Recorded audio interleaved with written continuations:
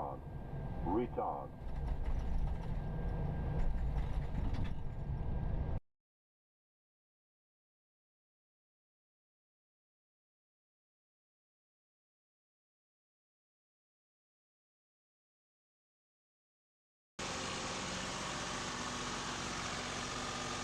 Now that's how pros do it. It's working. Right, hello. Right, microphone is a bit low, isn't it? Let me just check. Check, hold on. Microphone is a bit low. See that? Give me a second.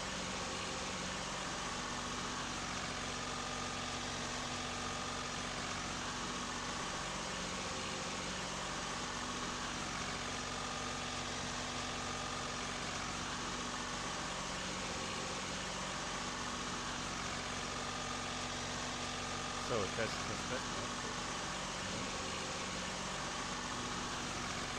Right, there we go. Now that should be better. So, sound check. See who's here. Right, the sim. Let me see. Now we're talking, right? 5 out of 5. Rico, buenas noches, señor. ¿Cómo estás? Hope you're doing well. And just a couple of things to sort out here. Yeah, I can give you the inside view as well. Although I think the sim is a bit... Hang on, let me just change the sim sound here. Oh, yeah. Yeah, that's better. Yeah, it was just all a bit too loud. Right.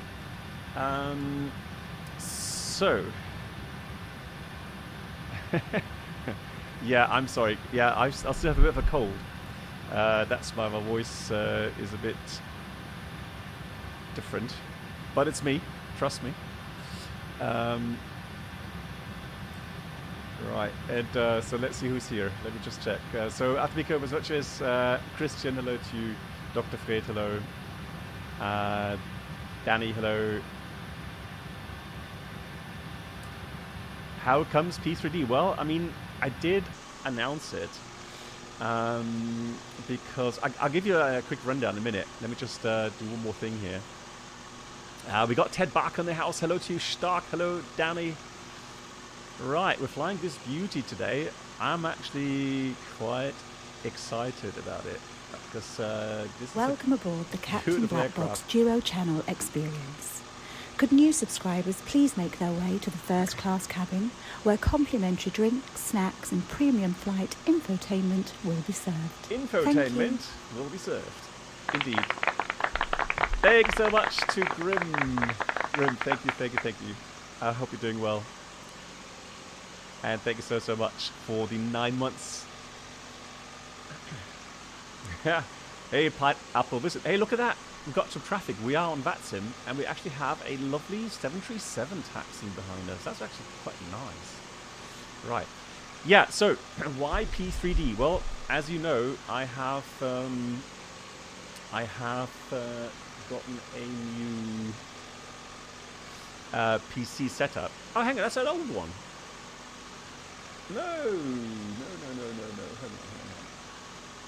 Hang on. Isn't that setup? No, come on. That's not the right. What's my own command? PC settings.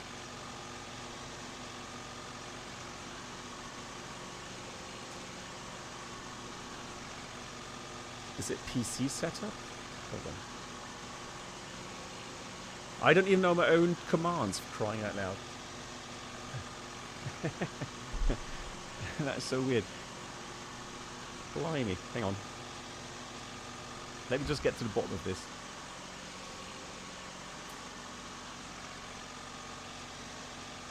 Right. In the meantime, can my moderators please check the following... Can you type in... Let me see.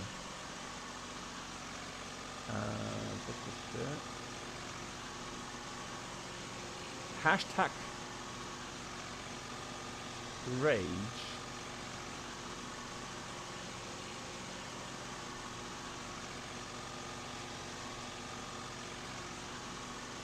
Ah, specs, that was it. Yeah, specs, thank you. That's the one. No, hashtag rage. Just to see if the sound commands work from your side.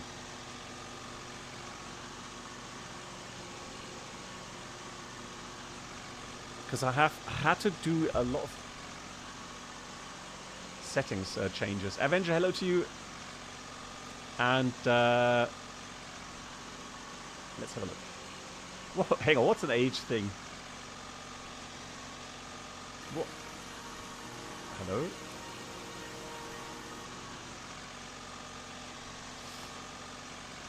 Right, so let me just copy my hardware and put that under the command hardware. There we go.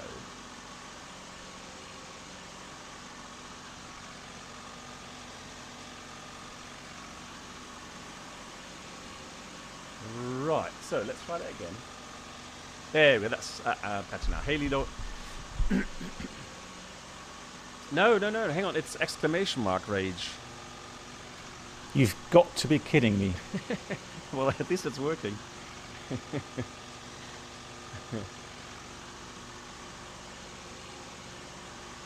Yeah, so I've almost got everything there. Hang on, there's two more I need to change. And one of them, can you try, please, exclamation mark TCAS, please. Exclamation mark TCAS. Black box, you need to switch on TCAS. There we go. And one more. One more. And that's the last one. And I think I've got all of them.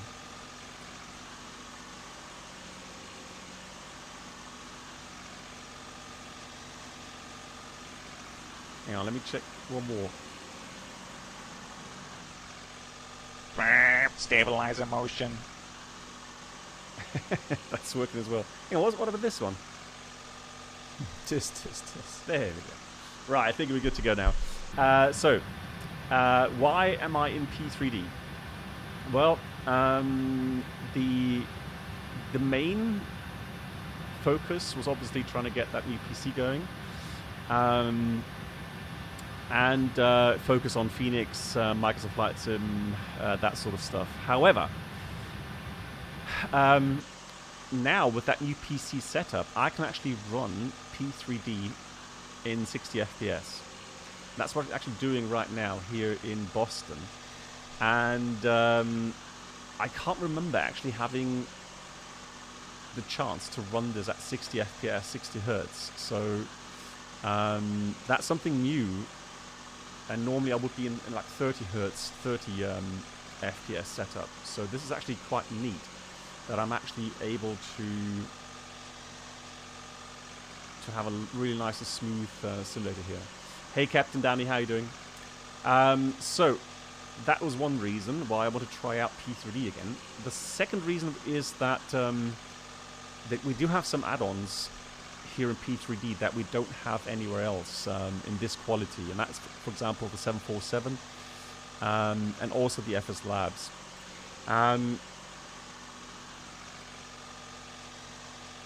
Yeah, so Welcome aboard the Captain Black chart, Box isn't that Twitch working? channel Hold on. subscriber Charts, experience. it's exclamation mark Could charts. new subscribers please make your way to the first class cabin, where complimentary drinks, snacks and premium flight entertainment will be served. Thank you. And SimFan 1983 coming Long in. live P3D. Captain, Looking forward to the charts are FS blocking Labs the Concorde. There we go. It's working. SimFan, thanks so much for the 19 months going live. A long live P3D. Looking forward to FS Labs Concorde. Well, SimFan, I don't know how many people actually still use P3D in their, on their PC. So I'm still obviously in P3D, but I have not used it very much lately. So I wouldn't change that again. And one of the reasons is, why is that not going brighter? Eh? Ah, because I have to right click. There we go. One reason is I want to learn more about the 747 again. Reason is, of course, that I am planning to actually fly this beauty in real life, hopefully in a not too distant future. Hopefully I will finally get the chance to do so. And so engines, master volumes level adjust, controls, ambience, wind, external, warnings, ambience. Is that like here, ambience right now? Yeah. There we go. That is a bit better. External at 70 as well, right? Wind, that's the wind 80. Controls, warnings, there we go. Regarding P3D, of course, we almost have a lot of money invested in this thing. Yes, that's true, Ted, yeah. That's exactly right. Same for me. I have invested oh, that's a beautiful... Welcome aboard the Captain Black Box Twitch channel subscriber 7370 parking, experience. and look at that. Could Beautiful. new subscribers please make your way to the It's first so smooth class as well. cabin, Love it. where complimentary drinks, snacks, and premium flight entertainment will be Zishu, served. thanks so much for the 32. Guys, thanks so much for the support. Seishu, I hope you're doing well.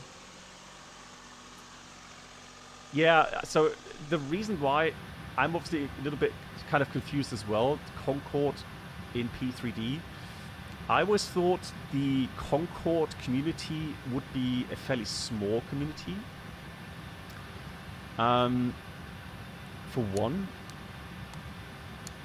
And yeah, so how many people would actually, you know, normally, if P3D was still, you know, at its height of its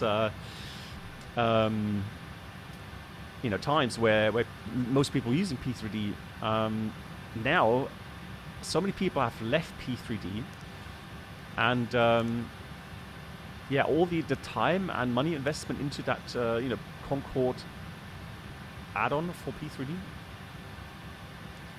And today, so Falai Lilo has posted some comments from FS Labs today on my Discord, Welcome aboard Hey, the Captain Philip. Black Box YouTube channel subscriber experience. Could new subscribers please make their way to the first class cabin, where complimentary drinks, snacks, and premium flight entertainment will be served. Thank you. Philip, thank you so much for becoming a member on YouTube. That's really kind. Thank you so much for your support, Philip. Philip, if you have any questions, don't hesitate to ask. Welcome to the community. Hey Luke, how are you doing? Question, I'm not sure if you answered this, but you have considered 4080 instead of 4090. Well, yeah, so the 4080, I know it's a bit better than the 3080 Ti. However, the prices came in way too high for the 4080. I was actually shocked that it was actually... Oh, you're Tremonia! Ah, Tremonia. Okay, Philip. That makes sense. Tremonia, welcome. Nice to see you, and I hope you're doing well. Yeah, so the 4080 price-wise just didn't make sense for me. So, you know, I had to pay like 250 euros more to get a 4090. So, yeah, that's why I talked to someone as well who's quite knowledgeable on the subject, and he said, well, you know what? You know, if you have that money, just go for the 4090. And so that's what I did. Right, so let's go here. While we are just... Oh yeah, so Lido, exactly. So one thing I found really surprising is that FS Labs came out today saying we are going to get some infos out for the Concorde, and we're looking to publish it in the first quarter of 2023. And then on a different post, they said, well, infos regarding the FS Labs and Microsoft Flight Sim add-ons, that info will come out after the release of the Concorde. Now, that had me a bit in a, well, let's put it this way. I had to wonder about that comment as well, because it seems like, at the moment, they have just really the capacity to go after the Concorde programming. And then once that's finished, then are they going to focus on getting stuff done in Microsoft? At least that's what I read from it. So estimate time departure UTC. Do we have UTC time? Hang on, I just need to check what's the UTC time here. 16:19. Yeah, that's actually correct. So we're departing. Let's say 16:45. Well, that's going to be tough meeting that one. Estimate time route of 150. 0150. There we go. Let's do that. Hey Milton, how you doing? Yeah, so it seems to me it's going to take quite some time for any FS Lab add-ons to come out on the Microsoft platform. So I'm doing well, Milton. Well, I've got a cold, Milton, but we'll see. Hopefully I don't have to cough too much or sneeze too much. Can't wait for the flight longitude by Walters and everything. Okay, nice. Okay, when is that supposed to come out, Lido?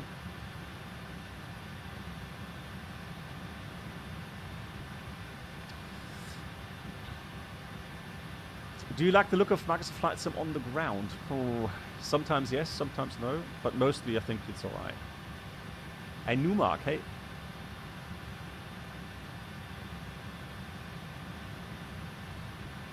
Yeah, Christian, absolutely. I always think it's a bit sad if people have to defend or, you know, make an argument for their favorite flight sim. And I always say you should fly exactly the flight sim that you enjoy most. And if you enjoy several flight sims like me, well, use it, right? There's no... Oh, come on. I did download that. Where is that? Problem now is, I think now I need to... That was downloaded.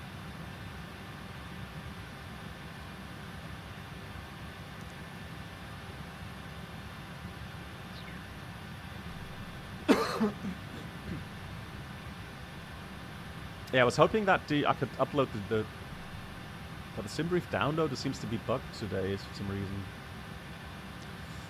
Let's see if I can actually download it through the website then.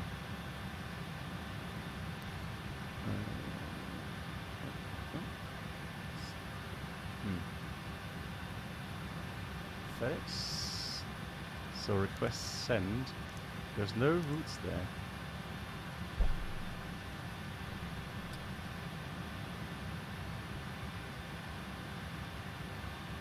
Okay.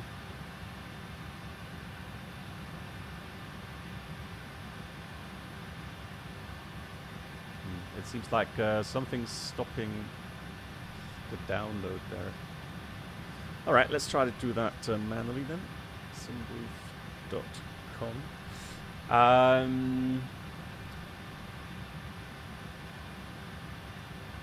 Yeah, so Philip, I understand that. You know, like I said, people have different favorite add-ons. They prioritize different things in flight simming. So for sure, it's difficult to please everyone. Right, so let me have a look. If I do that, generate, yes. Well, are you sure? It's like, you know, what kind of proof do we have that P3D version 6 is actually a thing and not just one of those hyped rumors, if you know what I'm trying to say. We've been there. Oops, we've been there before, right?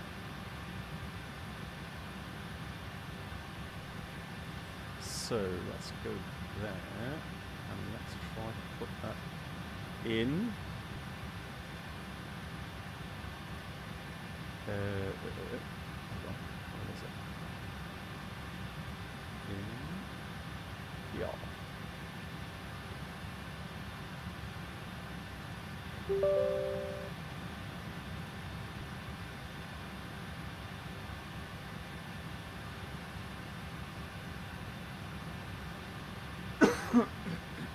What's happening?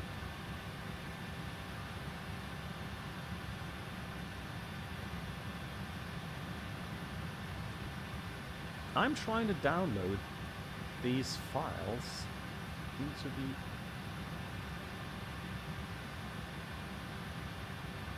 Oh, hang on. I think I know what's the matter. Okay, let's see. One more try here.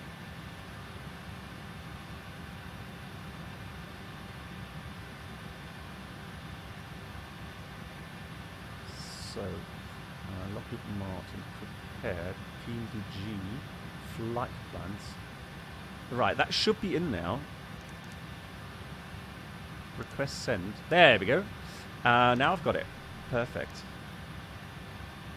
Cool. Hey, Electric Brain, how are you doing?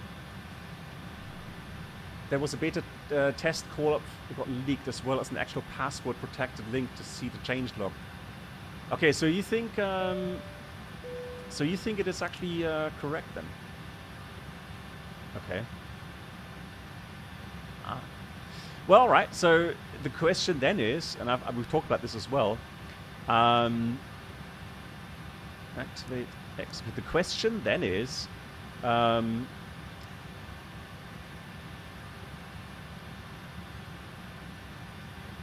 Center. Okay. The question is, what happens to all of the sceneries?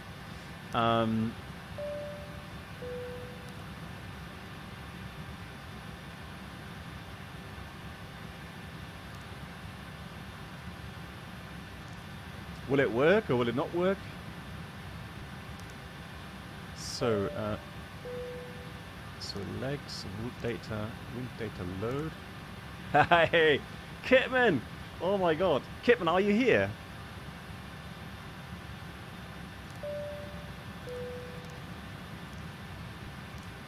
Right, wind data loading. Autopilot. Kitman! Autopilot. Put that here. Kitman, thank you so much for another €10 donation. I wonder, is he here? Would be great.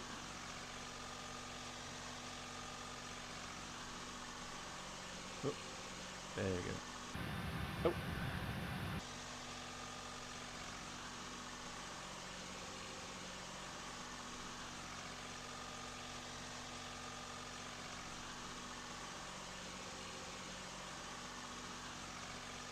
Oh, you're not. Oh, that's a shame. Kipman, thank you so much for your support. Have no time today, or oh, look at that lovely Southwest livery here. Beautiful. And good evening to you. I hope you're doing well.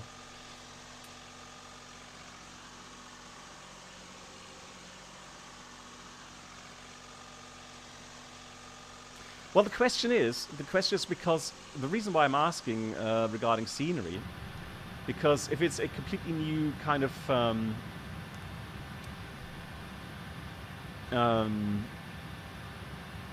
graphics engine, right? Then who knows? Who knows if the scenery will work that easily? And to be honest, I am not going to pay hundreds of euros again for updating sceneries again. I am through that. I've paid so much money with these P3D 4 to P3 5 updates, etc. So right, let me see Sim Toolkit Pro here. Oh, that's a nice little window. Let's enlarge that a bit. There we go. So we are expecting a load of 296.5, so 100 tons almost. That's a lot of cargo. So let's enter that then. So we go menu, payload.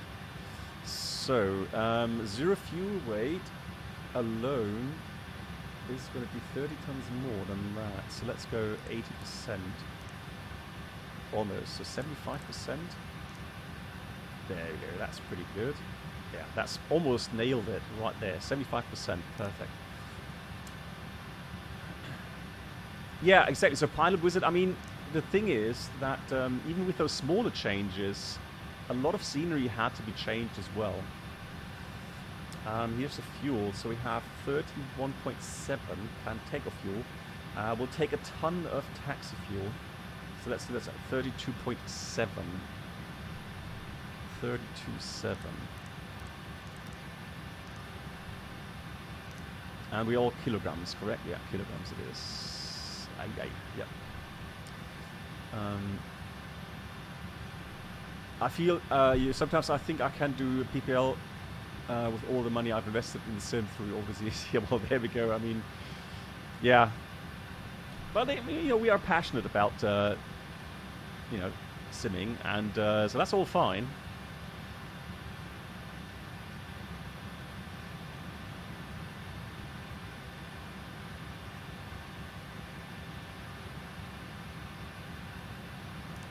Yeah, but even though they were smaller... Oh, hang on, no, that's 311 now. Why is that 311? Zero fuel weight, that's wrong. Huh? Oh, that changed again. Hold on.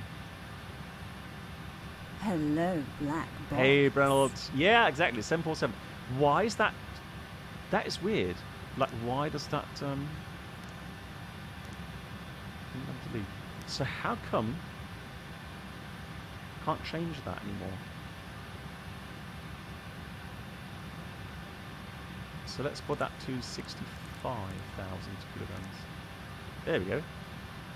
Or 70,000 kilograms. There we go. All right, let's do it this way. Hello, Black Box. Right, there we go. You're waiting for your new PC after 14 years. It's time to depart from FSX2. Ah, Kitman, nice.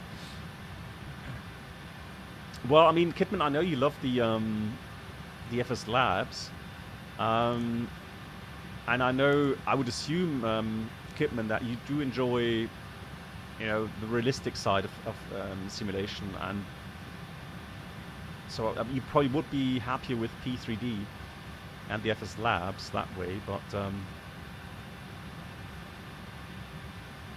But yeah, the Phoenix is nice as well. Now, the thing with the Phoenix is as follows. So I do enjoy the Phoenix tremendously. Now, someone in my community posted an issue. Cosnex 248. What is that?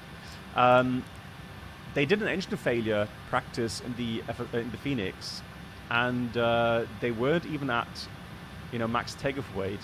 And even with Toga power, they hardly managed to climb the aircraft. Now, I tried it as well. And indeed, I got about 400, 300 feet per minute of climb rate in Toga power with only 60 tons gross weight. And that is just not enough. So it seems to me like something has changed again with the aerodynamic modeling. So with a drag model. And so it just seems to be wrong again. And it's these little things that... A gift from me to you. Simfan. Oh my God. Enjoy the gifted sub.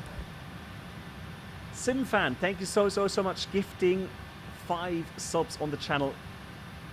A huge round of applause for that. And so Haley Pilot, Polaka, Giftswerk, Go Sammy, and Mio and Fly, please say big thank you to Simfan. That's really generous. Thank you so much. And that's on top of many gifted subs on the channel here as well. Thank you so much, Simfan. Some P3D love, yeah. So the auto fuel is 4.6 and 5.8. So we've got about 11.3 or something. Now let's go 11.3 then. So that's filled out. Cosmex, that's all correct. Oh, hang on. Sorry. Yeah, Reynolds. I need to change that. Hold on. It's a shame that we can't get the bot fixed for that. No, I don't have the 747 rating just yet, Simfan, but I am on the reserve list for the type rating. So I'm literally just waiting for a letter telling me that I have been put on a active type rating list. And it could happen. There's 3 groups at the moment. There's 1 in December and 2 in January. So I'm hoping to finally get on board latest on January. So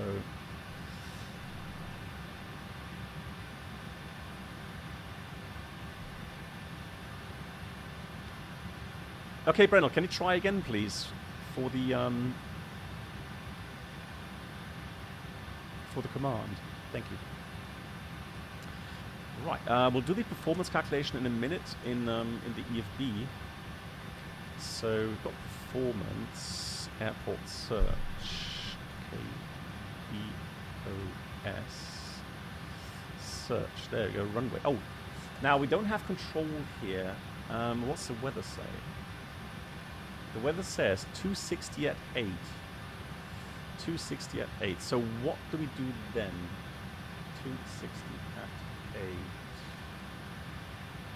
Oh. To sign in. Thank you, Brennell.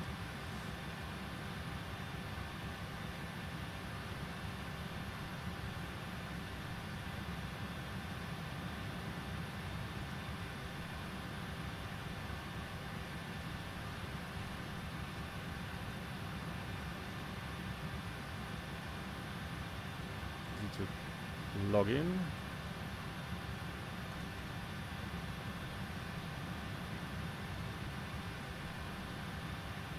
Oops, so let's try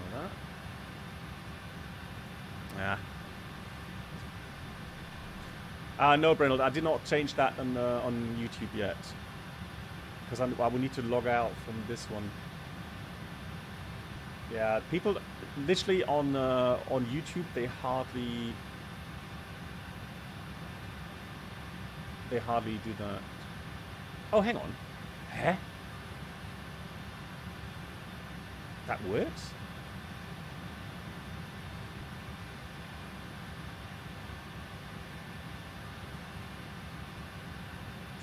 Is that a different... Oh, that's a different bot then. Ah, okay. Nice. Nice, thank you, Bernard. Cool.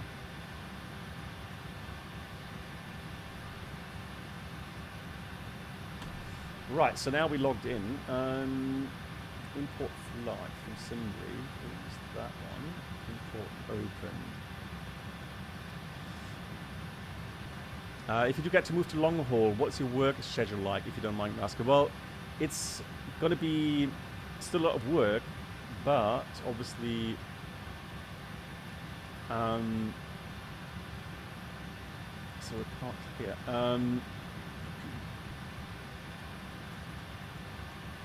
But it'll be like, 3-day trips, 4-day trips, just being 2 flights, and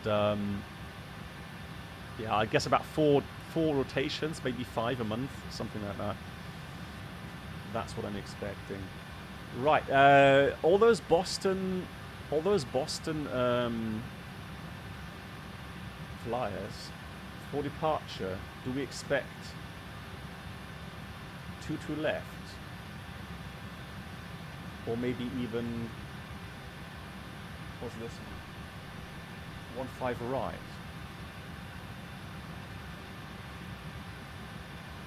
I think last time we taxied 2 left or something, right?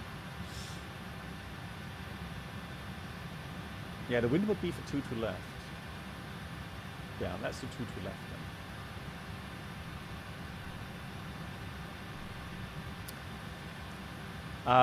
Have you done that perfect landing when you can't feel touchdown? Well, I've done one in the 747, and the cool thing was my mum was on the jump seat at that time. It was a long time ago. It was I think in year 2000 something, 2001. Well, it was definitely before 9/11, and so she actually had the option or the chance to join me in the flight deck. So I remember that, and we landed in Jakarta. And literally, you did not feel the touchdown. It's just you heard the speed brake lever come up.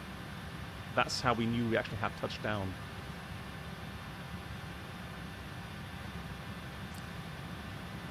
So I was going to go with departure arrival. So 2 left.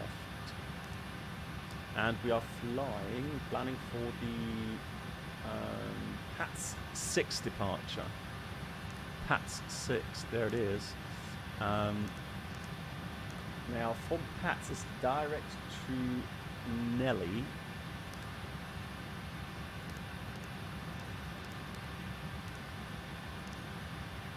And then direct BZX. Is it? BZX. So that. And then it's Quebec 75. Quebec 75. And we're going close and code. Ah, okay. Well, yeah, but the announcement around FS Labs, yeah, I mean, I wouldn't expect anything new to come out, you know, prior to the release of the Concorde, so direct Lima Yankee Hotel. Lima Yankee Hotel.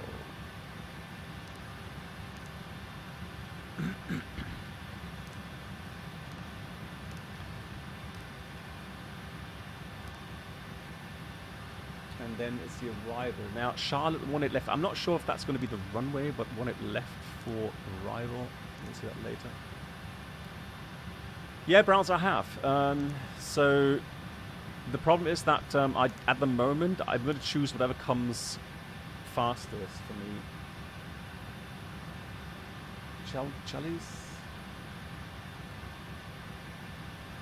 Chesley 5, 1-8, Bravo. Try that. And we're going to come via. So that's always the tedious thing, trying to set up the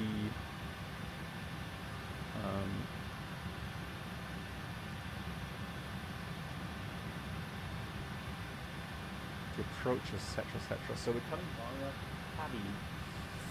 Transition Abbey and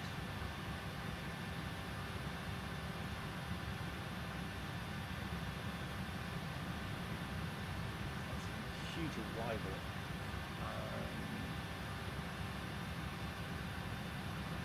So probably heels, landing south, so heels then.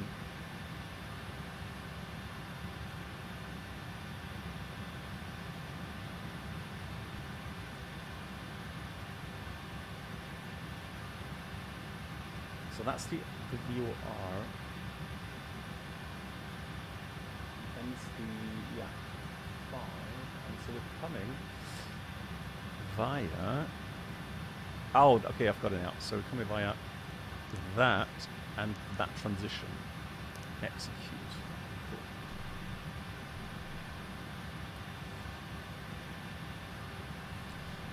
Do you think so, SimFan? Already next year? Beginning next year? Wow.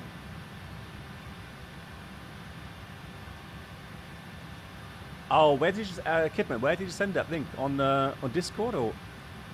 Oh, yes, you did. Hang on.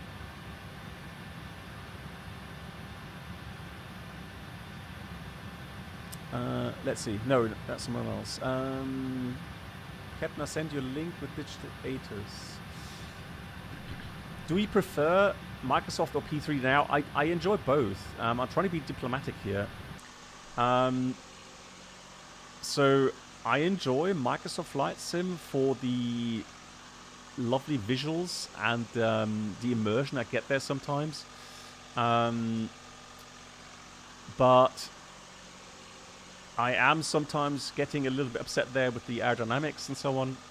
So I think, even though P3D may not, be on the same level visually, but regarding these add-ons, definitely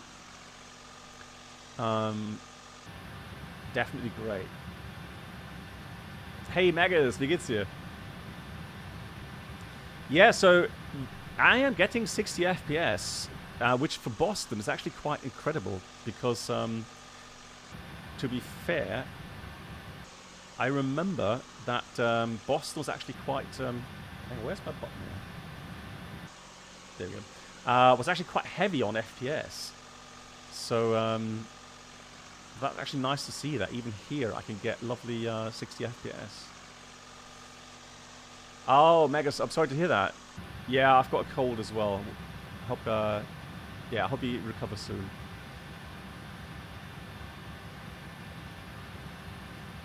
You mean Brennelt in the US? Yeah, that's just because they have such long arrival routes for one, and then quite often Brennelt in the US, they cater. So this arrival routing caters both runways, or many different runways. So here, for example, there's a transition that goes via heels, and then landing. It says here landing 18 left, center and right, and then it has a transition to the south, which then lands to the north, and that's why you have different. So you have a star, but different transitions on that. So the US is doing that a little bit different. Okay, sorry, Kipman, I missed your message. Let me see if I can find that somewhere.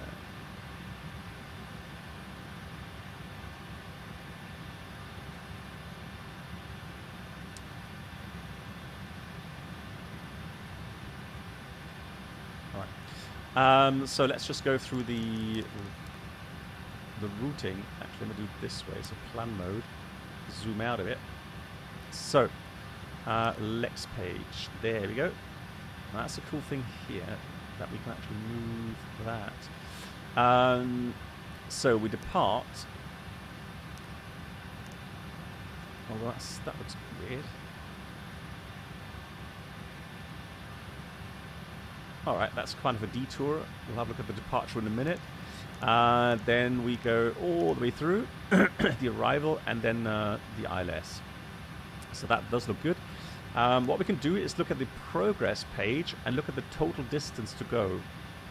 So it says 681, and then we can go on the flight plan and check the distance here. It says 695. So that's within limits, I would say. 14 miles, I think that's all right for that routing. 2 hours flight time. How's the CPU usage? Let me see if I can get the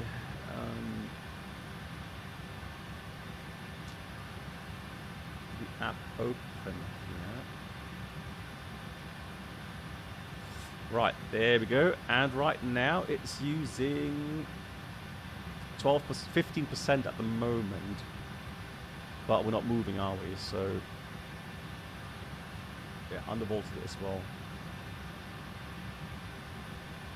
All right.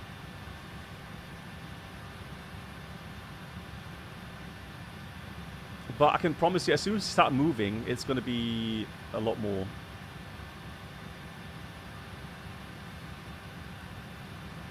So RatNav. Let's have a look at the EFB. So 2 to left for departure. Condition right. Oh, hang on. Hold on. Something I keep forgetting now. Ever since I've done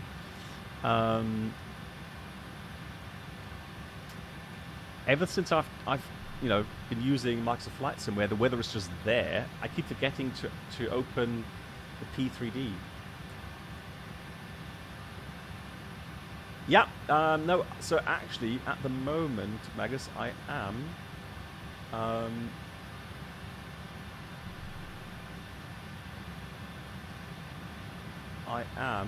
using the CPU encoder on the E-cores. Just a couple E-cores at the end, the ones I'm not using for flight simming. It's the Supreme, MSI Supreme X. That's the one I got. So where's my... And where is...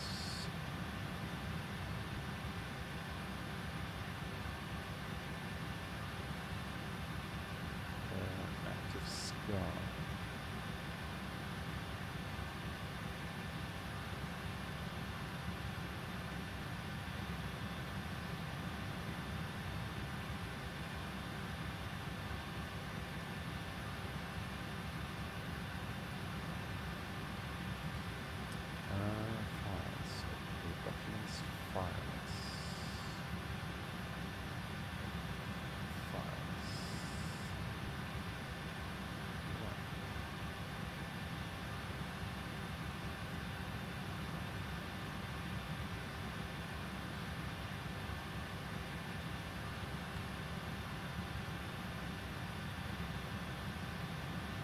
You can take out the screens too, yes. But is that like with a workaround or something?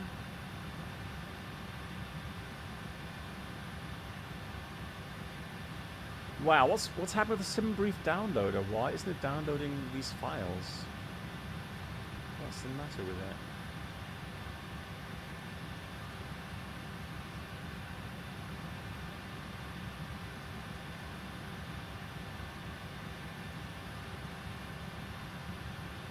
That is a bit frustrating.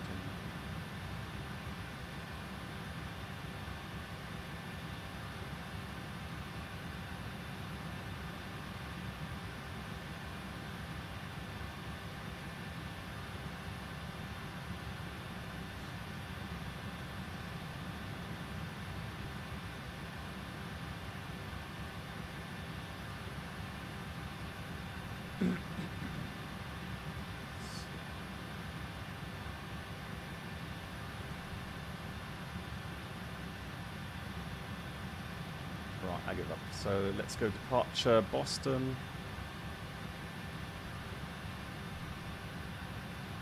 And we're going to Charlotte. Welcome aboard the Charlotte's Captain Black Box 36,000 Twitch feet. channel subscriber experience. Could new subscribers please make your way to the first class cabin, where complimentary drinks, snacks and Hey, premium Nicative, flight thank you so entertainment much will be for the served. 65 you. months. And the weather is actually beautiful, it seems like. Thank you so much, Nicative. I hope you're doing well. Yeah, well, I'm looking forward to weather radar in oops.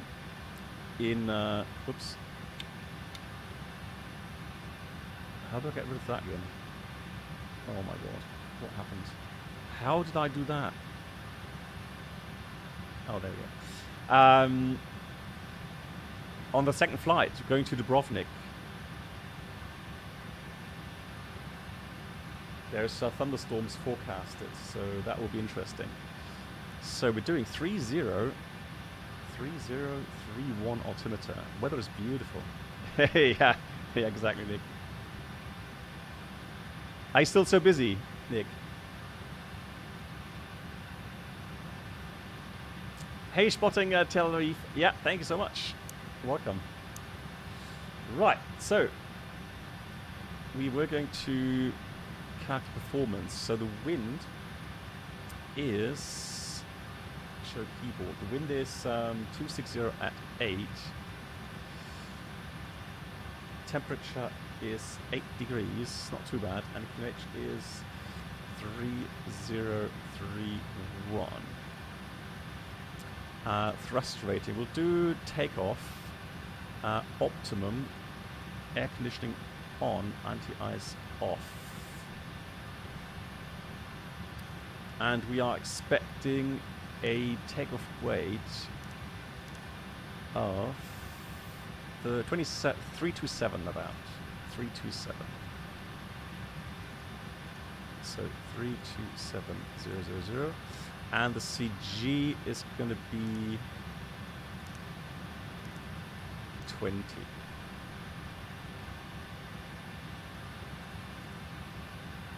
Right. Calculate that. What? What? Oh, hang on. I know exactly what's happening again. Menu. System page. Let me just see if I can... application pref... Oh, yeah, there we go. Kilograms. That's the reason why. Save. So... Performance. There we go. So... let's calculate that again. Oh. 327. 327,000. Let's calculate. My wife says, hi, Black Box, and tells me to tell you that my lately missings are not her fault. I swear, I don't know. Greetings to your lovely wife, Ademiko. I like her sense of humor. Perfect. So we'll do that in a minute. So let's do weight and balance. Let's read from the aircraft. fuel. Trip fuel is 18.3. Taxi out fuel is 1,000.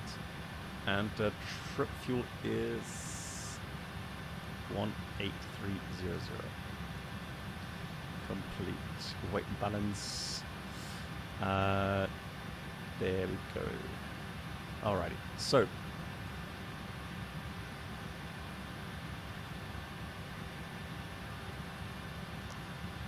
we can't send the output here.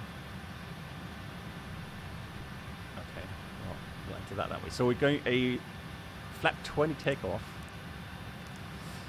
thrust, takeoff, and 70 selected temperature. Okay, so we're maybe not that heavy. And speeds 139, 139, 157, exactly as we have here. That's cool. So 157. Yeah, the speeds aren't too high, so actually we should be climbing quite good.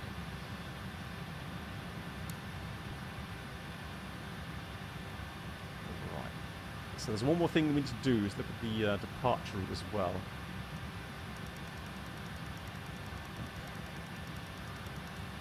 So heading is there. I'll have a look. Do we have Navigraph in here?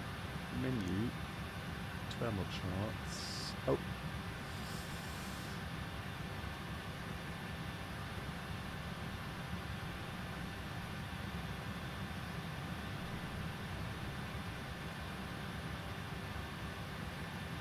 Enter that data in here, and then we're almost ready to go.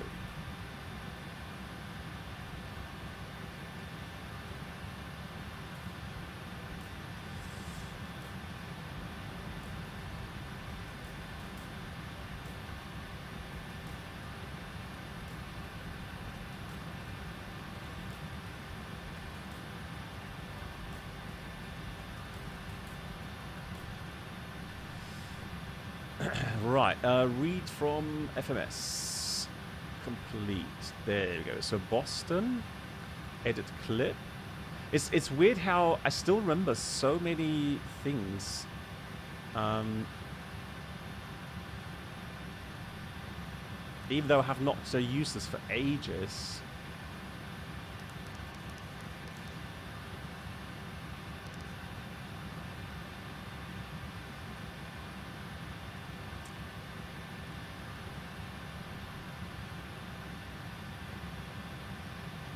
Oh no, you mean? Oh no, Megas. That was T from my last or the fast when I was fasting when I took that picture. So 5,000 is that? No, so Megas. Actually, I got the new cable today. The one you recommended. So I got it today. I actually put it in, and then I've put the glass front in as well. So all nice and closed now. And I'm confident it will not catch fire. Right, transition 18,000, climb on heading 215.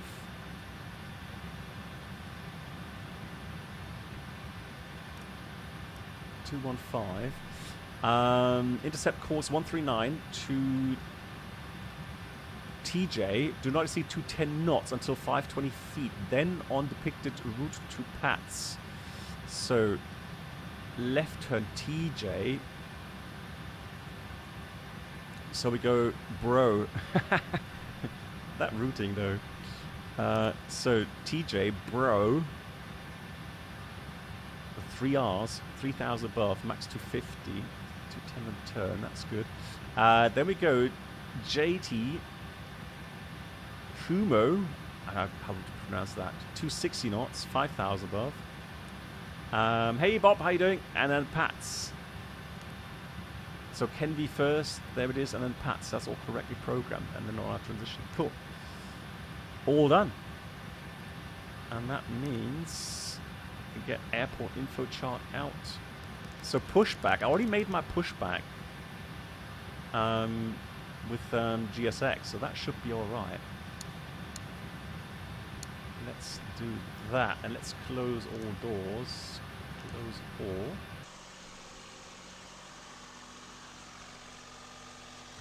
What's up, bro? Yeah, I know, right?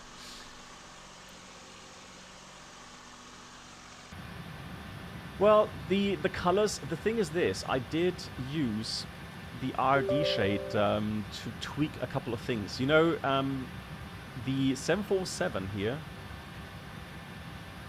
in P3D is actually fairly dark. So through RD shade, you can customize some stuff.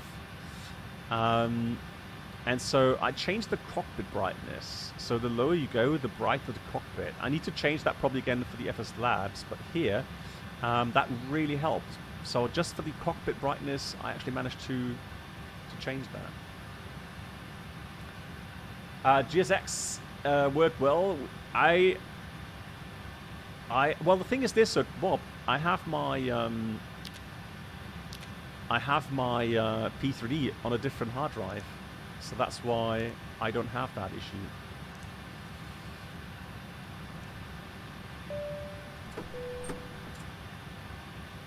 So let's have a look at the doors.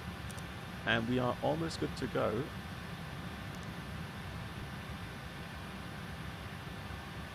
Actually, we could go remove the wheel chocks before I forget. What? Why is it complaining?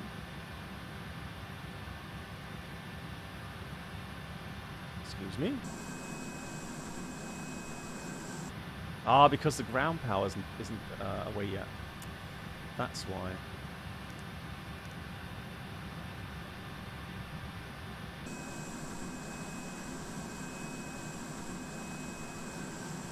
Yeah, so he's got to take away the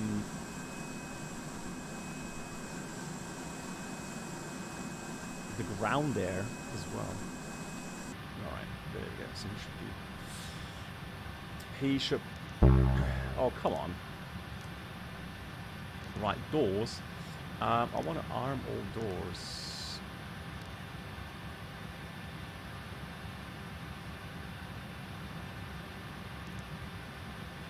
We should be able to arm the doors, shouldn't we?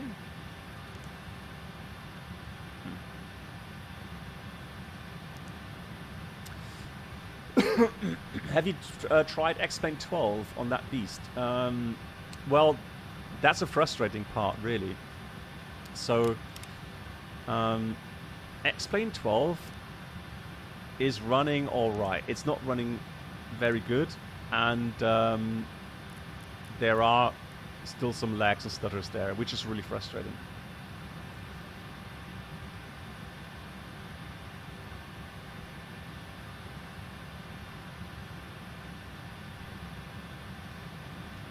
Ah, okay, so it's complaining because we haven't set that yet. Okay, well, I'll tell you what we'll do then. So let me do that. And then we go through checklist. So, checklist. So pre-flight checklist, oxygen tested, flight instruments. That's all fine. Altimeter set. Parking brake is set, and fuel controls are just cut off. Next will then be the before start. Cool. So we'll do that. That.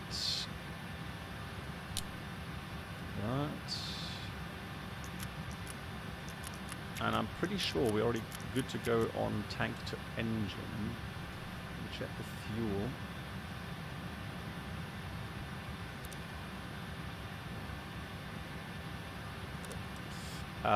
Yeah, so we're good to go. So those that are 8.2, those are 8.2, 8.2, so tank to engine already. Perfect.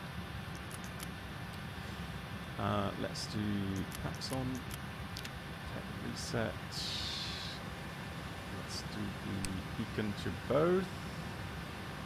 Nav lights on as well. And then I think I'm fairly happy to go. There's just one more thing here with the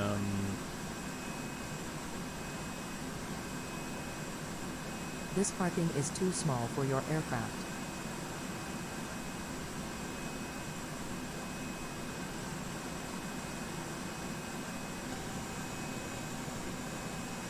But I already done everything in that regard. off. Hello, Captain. There we go. We're ready for pushback. Nice. So, let's do the before start checklist. MCP, Me2 157, heading 215 and 5,000 feet. Takeoff speeds, B1 139, BR Departure check 139, completed. B2 Bypass pin 157. inserted. CD pre-flight is completed. Trim should be 6.9. Put that to 6.9. There we go. Taxi takeoff briefing completed. Beacon is both. And that's the before start checklist completed. Right, so now we can go return ground connections. There we go. Yeah, that's it. Locking gear. Ignore parking radius.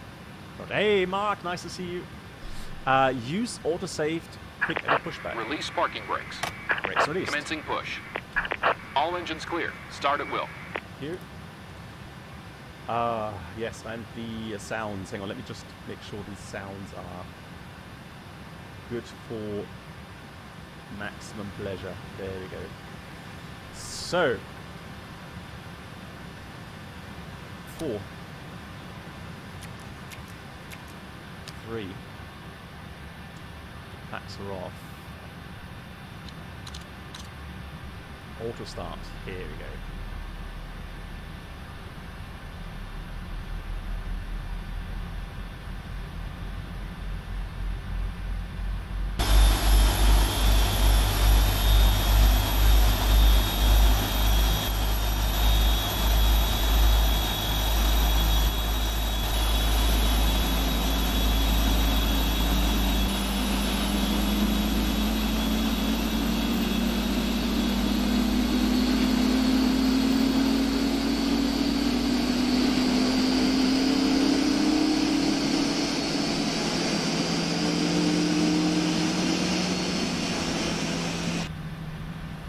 Reminds me, I should put 1 to 2 8 0.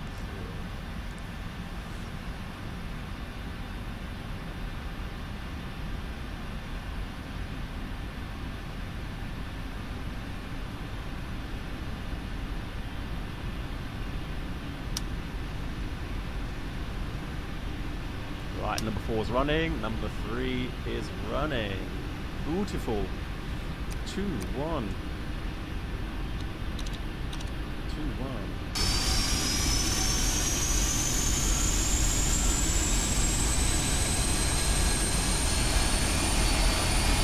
Yeah, they're mighty. Parking brakes. They are mighty, aren't they? Waiting your confirmation for good engine start.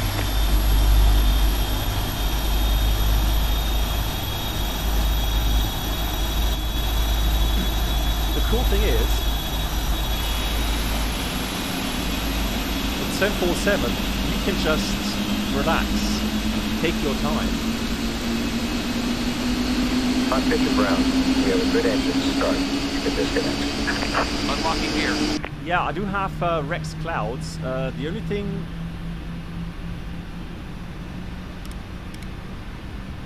Yeah, what happened there? Why is that? Tow truck disconnected. Bypass pin removed. Right now, the weather's just too beautiful. Welcome aboard Left is the clear. Captain Blackbox Right is Twitch clear. channel subscriber experience. Could new subscribers please make your Yeah, way I to dialed up the first sounds class bit, so cabin, where complimentary drinks, snacks, and premium Should be flight better now. entertainment will be served. Good evening. Just in time Although I for the can Queen dial them down departure. a bit more. I hope you're doing great. Hey Alex, that's really kind of you. Thanks so much, Alex, for your support. 13 months. Alex, how are you doing? So that's that. So let's set the flaps to 20. Options, sound. And if I go to volume adjust, external, shall I go 40 then to external? That's so loud, isn't it?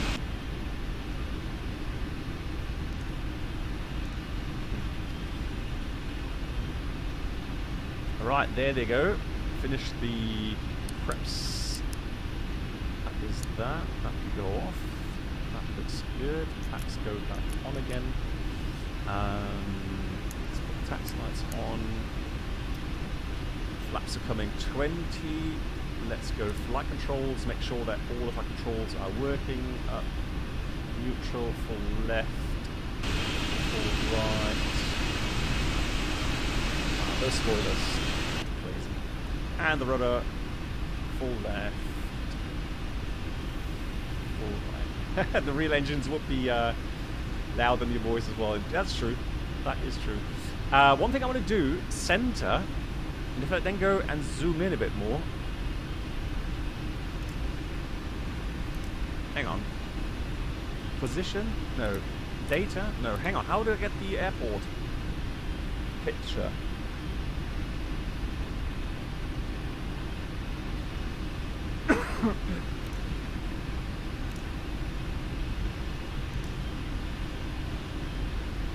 Unless, of course, I don't have data here.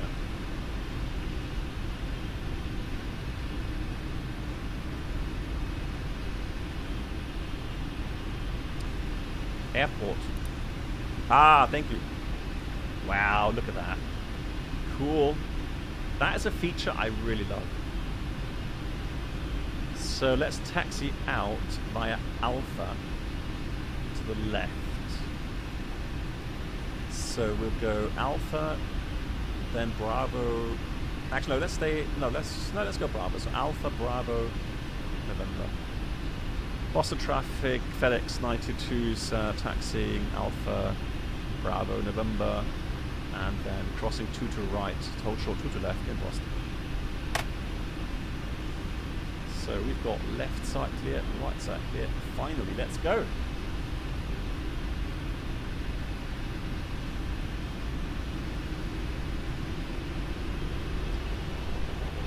Alex, you're doing okay, that's good to hear. And here's a brake check.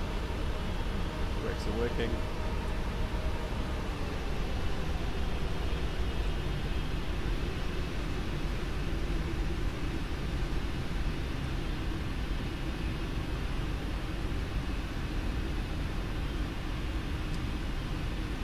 Yeah, Bob, I was thinking about that, if I had done that or not, but look at the background there, beautiful. Boston downtown. Crooner, hey! Haha, Yoda, I know, we're going the opposite way. We're not going, we're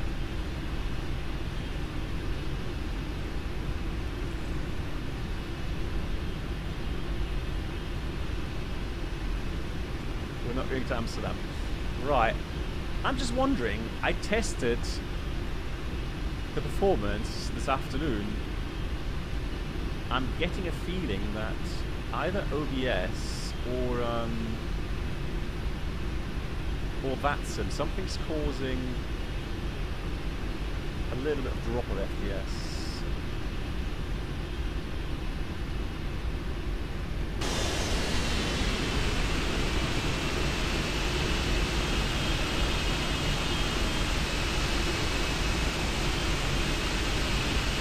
Now I've got 60 again. Yeah.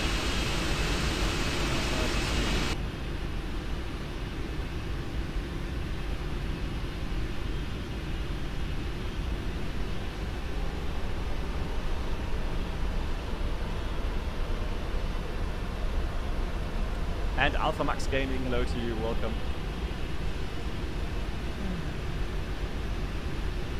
Well, the quality, the thing is, the reason why I've tried to do the encoding today on the CPU eCores is normally that's not a problem, and the encoding on the graphics card is, I don't know, somewhat worse, I have a feeling.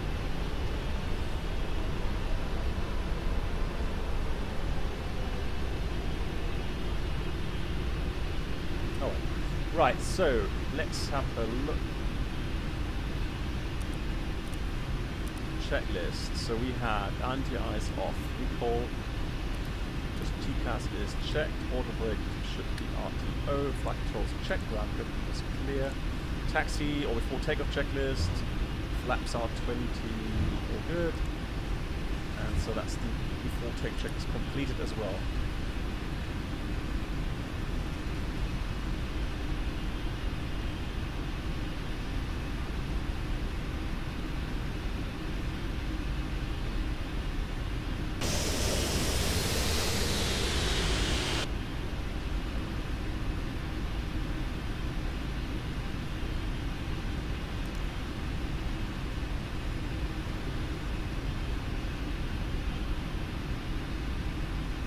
Well, we can put on TCAS if we want to. Sure.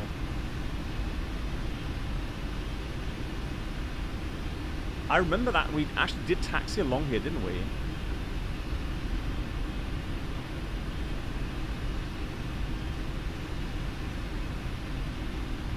It's so weird, like, why is the FPS now a lot worse than this afternoon? That's something I don't quite understand.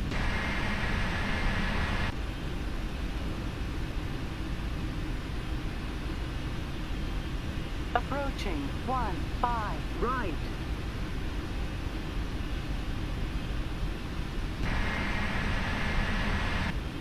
That taxiing's not good now, I know, I need to practice that though.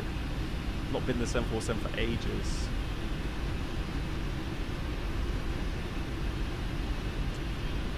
P3D is like that sometimes, yeah, but it's weird though. I mean, so the only thing I can think of, hang on, let me just check something here real quickly. Process lasso.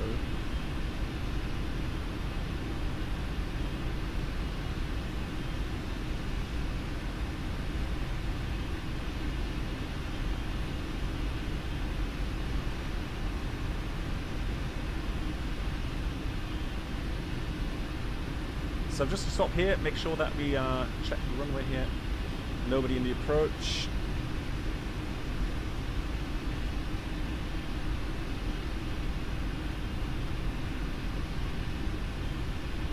Yeah, maybe the better hardware, yeah, probably.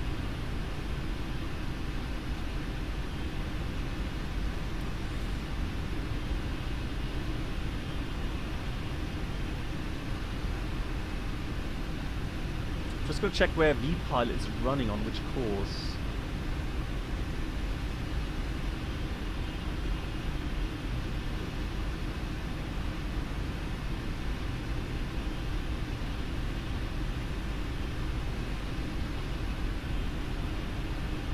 Ah, okay.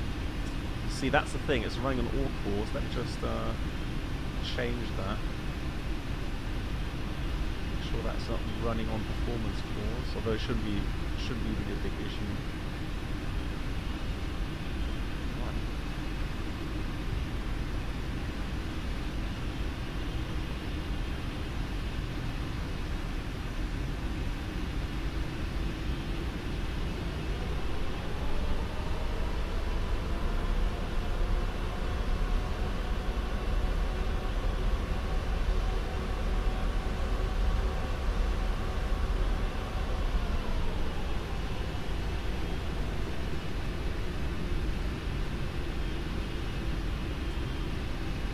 We only did 22 knots.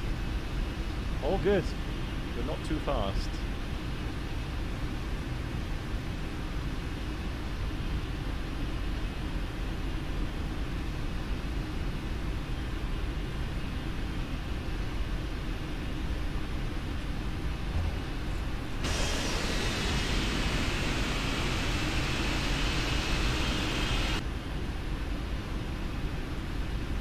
We'll turn to the right and then we are almost there. So we're good to go. There's nobody in the approach, which is good.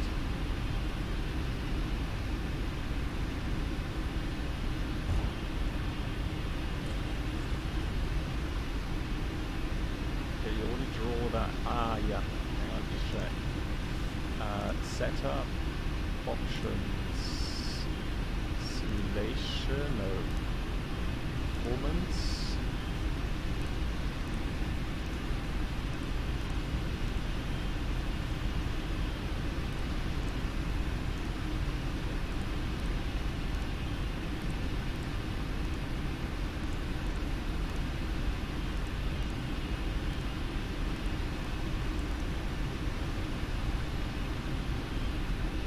Wow, you know what?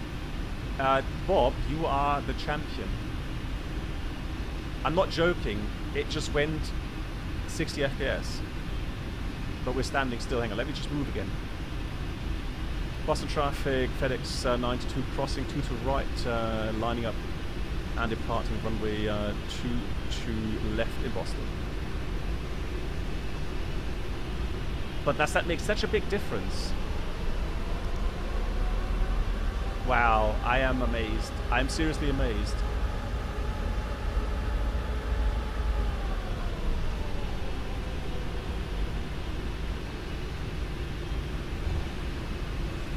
Approaching. 2 right.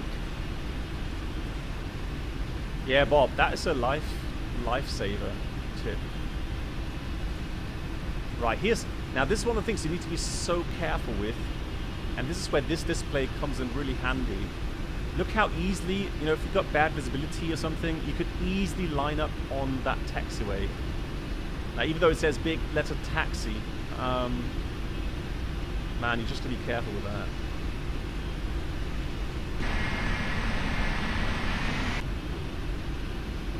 Right, one more check to the left, all good. We're ready to depart.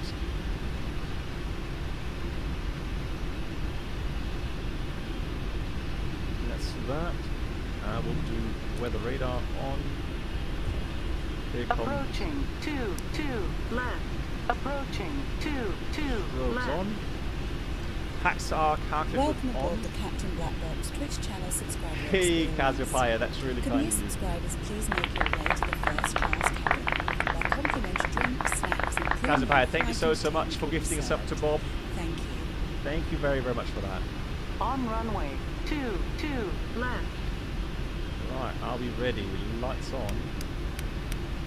And we do... No need for lapse timer. So, yo. Everything set. Are we ready? Hang on. There we go. And... Thrust ref. Toga. Here we go. Here comes power.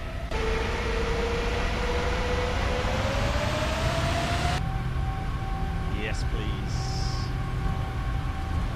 Right, thrust set. No, the spoilers don't need to be armed. 80 knots. Checked. I'm pretty sure you don't arm spoilers. Or do you? Ah, beautiful. Good FPS. Really lovely. V1. Rotate.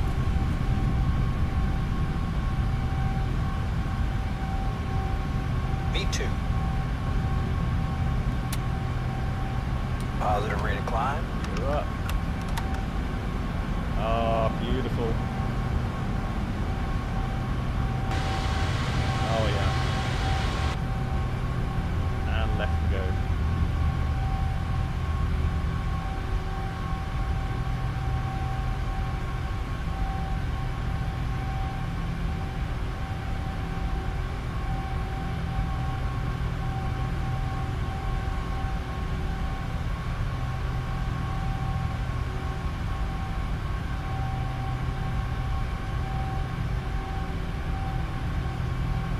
Is it Castle Island? Nice.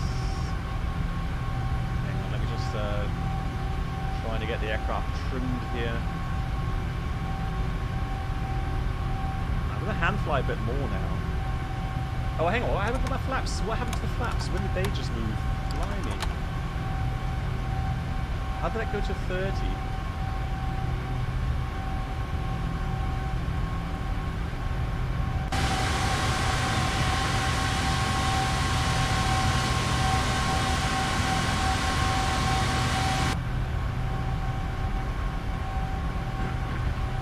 Flaps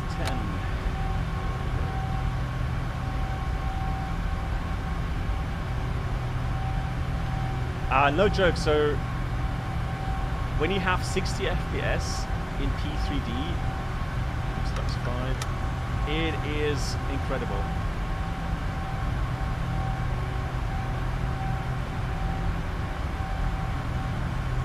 So the gear, we need to check that.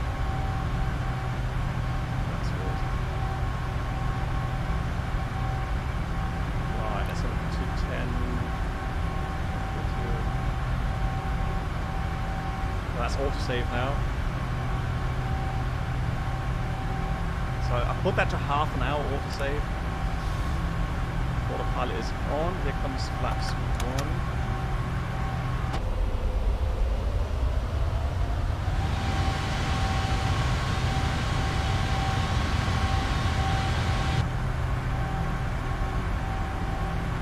I'll check that in a minute regarding the...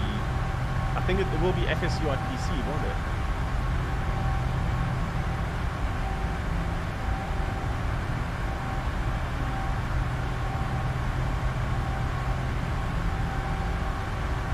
Right, that does not have an off position. So just wait for the flaps to go up, and then we've got the after takeoff completed as well. Now reaching 5,000.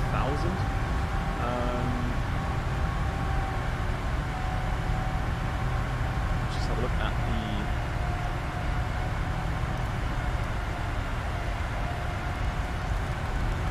the chart here. So 5,000 above. Alright, there's no more restrictions, no control here, so let's continue climb then to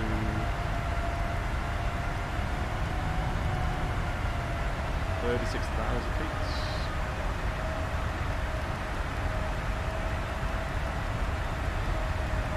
Well, I'm not sure what the clean speed is. Is it just worried that if I put flaps to 0, because we have a restriction 250 knots until that waypoint.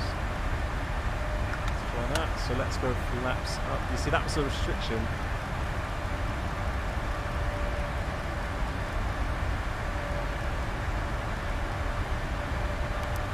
Right, thrust ref, VMAP speed.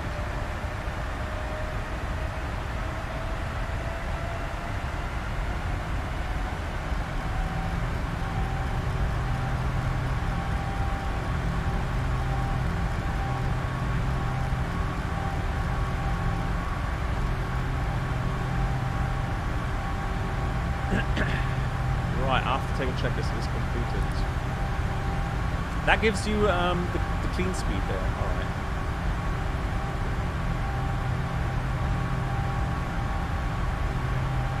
Oh, flap 0. Oh, you mean like because in Boeing terms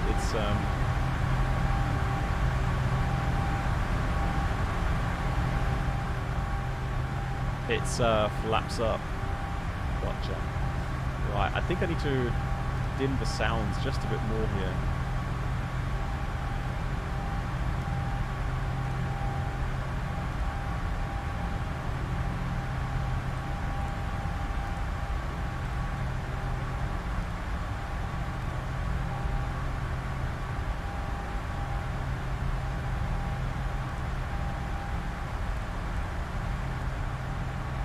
That's a bit better, isn't it? Now I can hear me properly.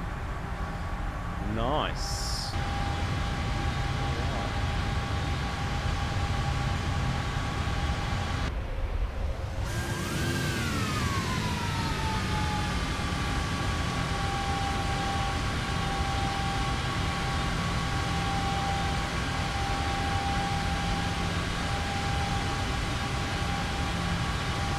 What a beauty.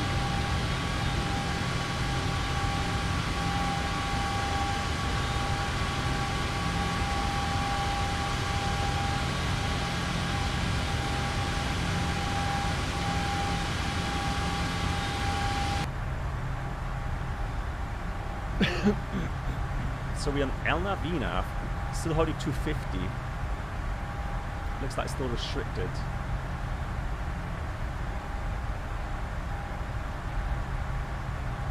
Oh, max 260.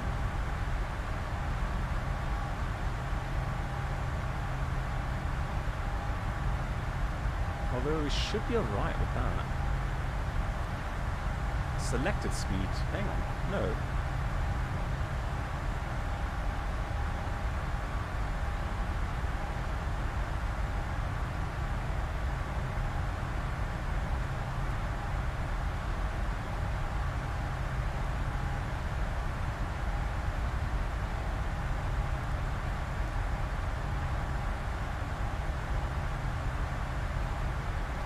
Yeah, I have deactivated hyperthreading. I have.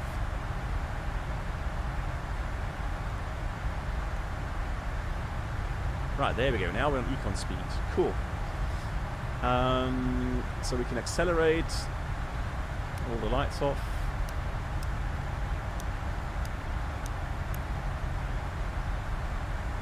And that's to auto. Hey, Stepke. I don't think P3D is dead, no. Especially with these add-ons that we are missing somewhere else.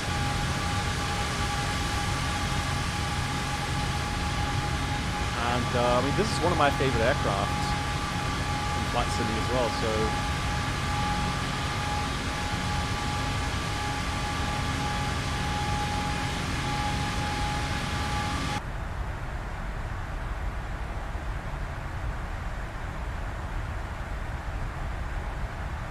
Yeah, and with the PC now that I have, I can run P3D now at 60 FPS, which is really smooth, really nice. Also, I did promise you guys a long-range flight, didn't I? Hey Caesar, how you doing? Big shout out to Sim Caesar. So I did mention I do want to do a long-range flight here on stream. And I will do that when my voice gets better and my cold is gone. Then I will do that. What we can do though, we can do a poll maybe, and see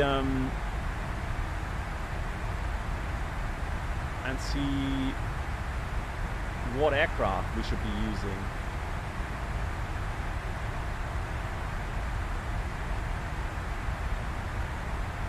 Didn't we have a poll here in, oh yeah we do. So let's do a poll here. Long range, so aircraft to fly long range. So, what aircraft shall we add? So 748, that's option 0. So ID 0 would be 747. Now A310, I will put that A310 and then Microsoft Flight Sim. All right. So 748 is clear that we're going to do this like standard is set. We're going to do that obviously.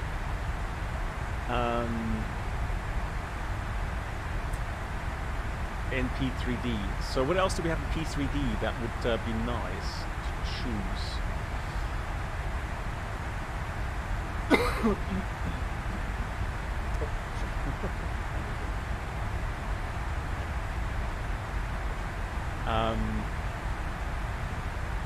So A310, what else do we have? 777. Okay, so 777, yeah. That's in that's in P3D. I will add that P3D. Just make sure that we have that. Now we've got a 737 business jet, don't we? BBJ in Microsoft. We'll add that as well. What else do we have? A310, 777, 737 business.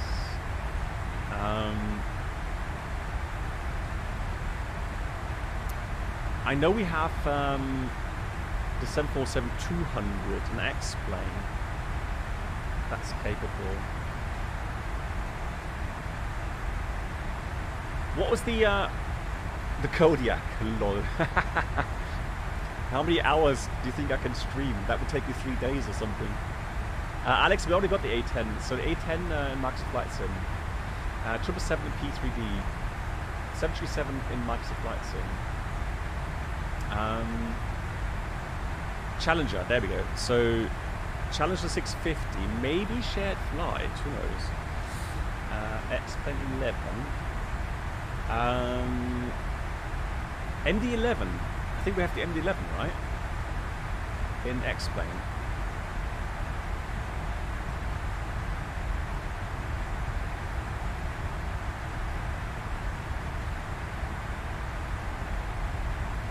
Oh my god, A340.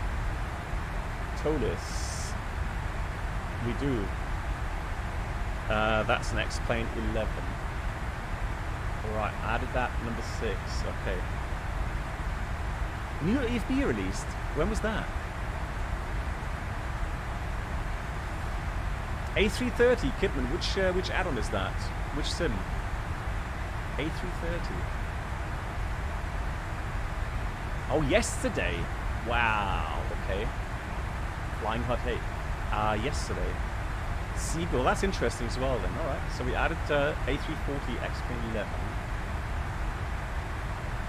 Is that the Aerosoft A330, Kidman? I'm not sure if I want that.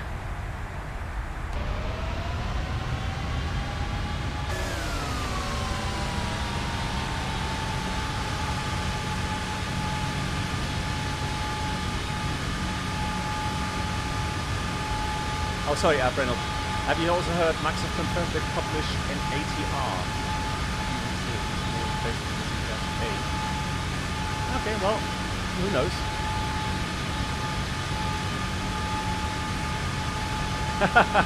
Kipman, well, nice try though. Nice try.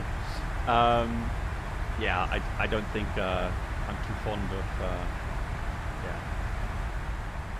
And you know the reasons why.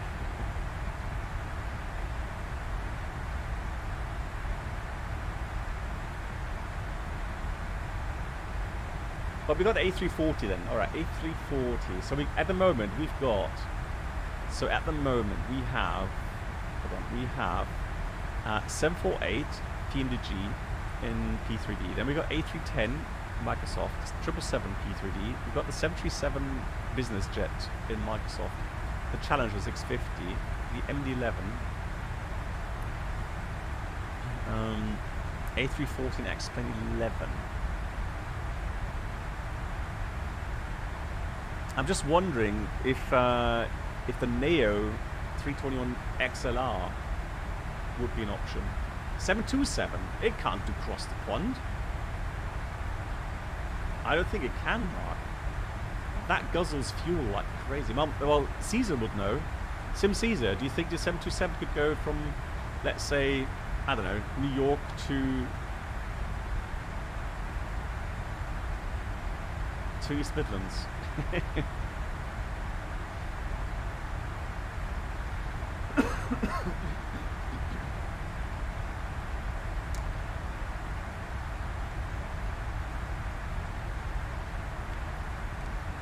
Lol. Well, you know what, Yoda? It would be so funny if DCS was like an open world, like here in you know, Microsoft or P3D. You could actually do a cross the pond, let's say an F-18, and refuel like 10 times or something.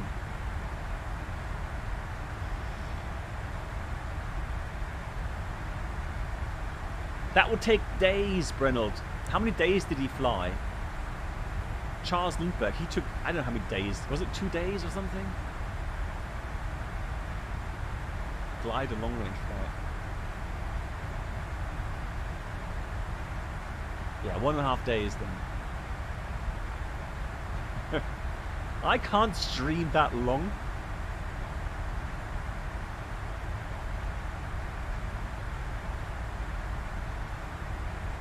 And no autopilot. Exactly. No autopilot either. Where are we? We are.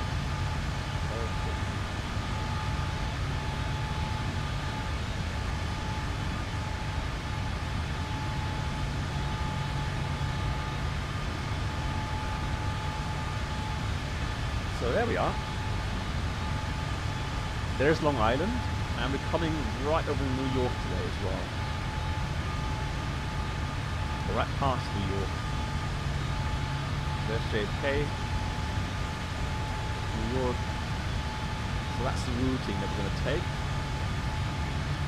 And in case you're wondering where Charlotte is, so that's the US there, that's Charlotte. 1 hour 50 flight time.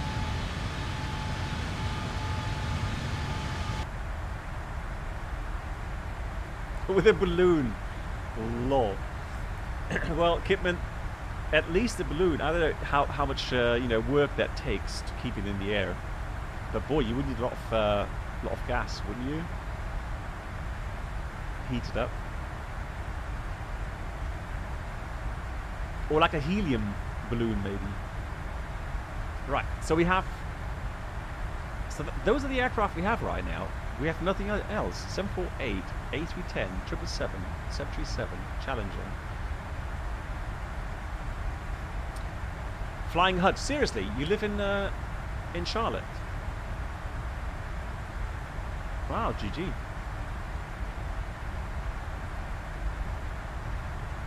No visibility to the front. Oh, good God. Another reason not to fly.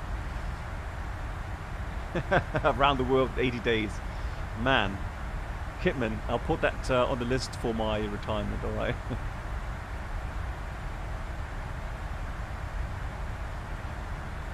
Right, I think if there's no other options, then we'll go with these.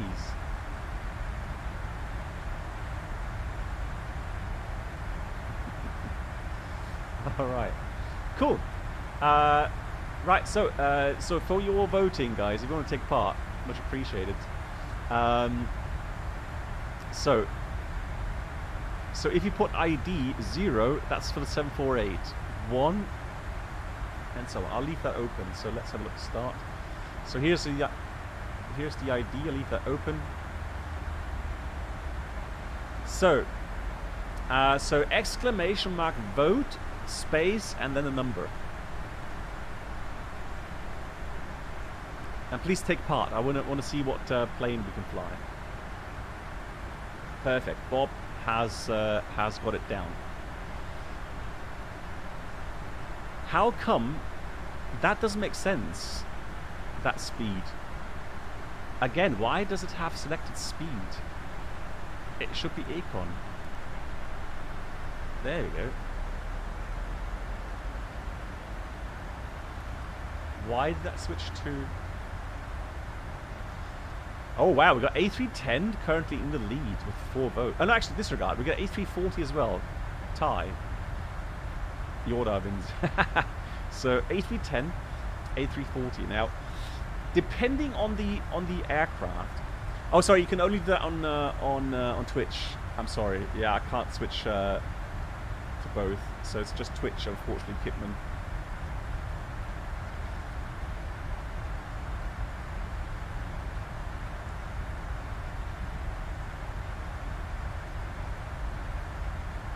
A310 has some bugs that annoy me. What kind of bugs, Bob?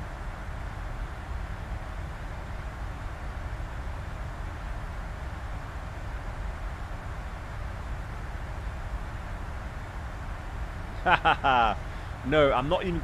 Alex, if I say that, you guys are just going to be out to meme me. That's all you're going to aim for. I'm going to... No, it's just one long-range stream. If there's a tie, we'll have to do a second voting. Simple as that.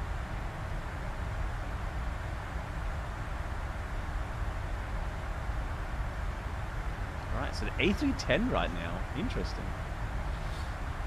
So the A310, though, will give us some limitations on the range.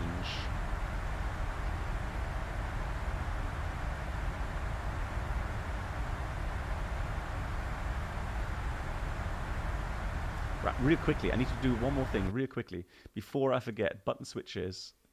So let's have a look. Gear down, gear up. So that's not it. So it's just gear up, gear down. There's no linkage to the flat lever. And options, controls. One more thing here. Controls. Other controls. Yeah, that is ticked. So there's no other. So it's just FSURPC that's doing the.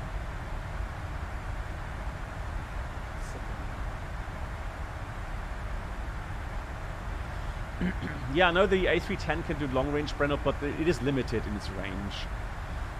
So, for example, there was a typical kind of routing, let's say Boston to Frankfurt. I think was pretty much the longest it can do.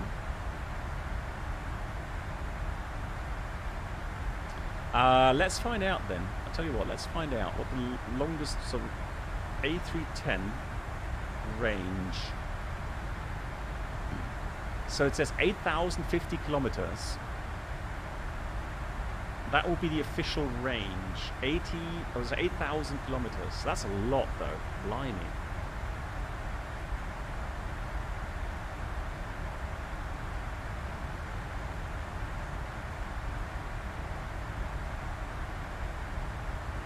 So that's 4,300 miles.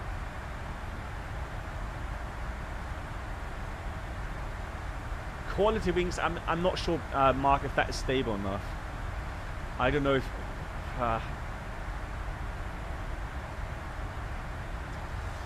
Gabriel, you are subscribed to the stream, but it didn't show up on my subscription page. That is weird, yeah.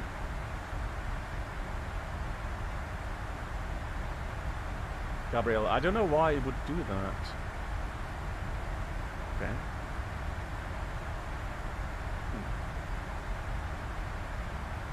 Troll Mod Lindley.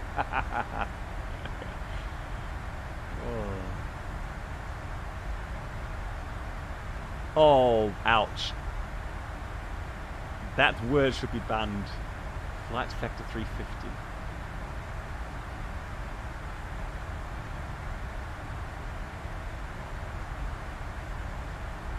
Right. No more votes, guys. There's enough viewers here.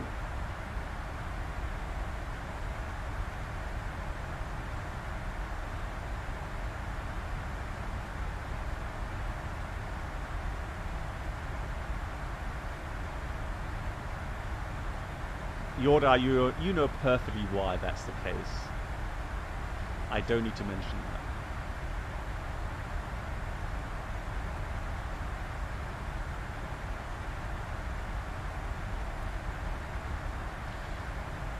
that. Well, I tell you what, here's an offer. Here's an offer. If it remains that way, what I'll do, we'll do on one day, we'll do long range from Europe to the US. And then coming back, we'll do the A310.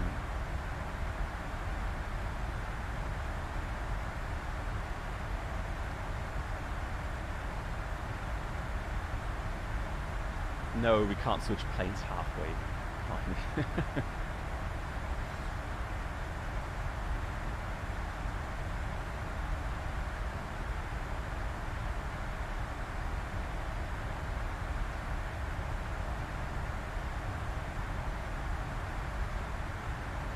Right, I'll tell you what I'll do. I'll add the votes on YouTube manually, alright? So we've got 1 vote for number 6. So we've got 8 for A340, 3 then for the 748.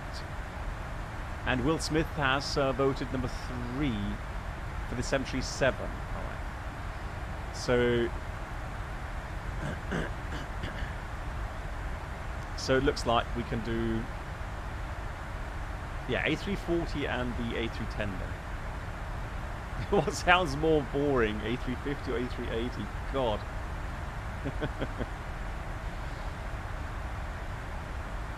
Rick, stop the count. Alright, well. 1 for the MD-11. Okay, so that's... that should have gone through, so that's 2 then. Alright guys, I think we can stop the poll then. Alright, so A310... and A340 it is.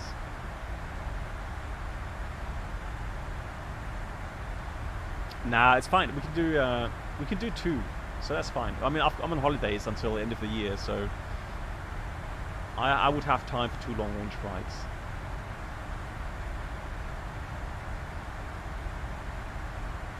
So we can do like, you know, we can do like London to Miami, let's say with the Virgin Atlantic A340, and then we'll come back with A310, let's say Boston to Frankfurt or something.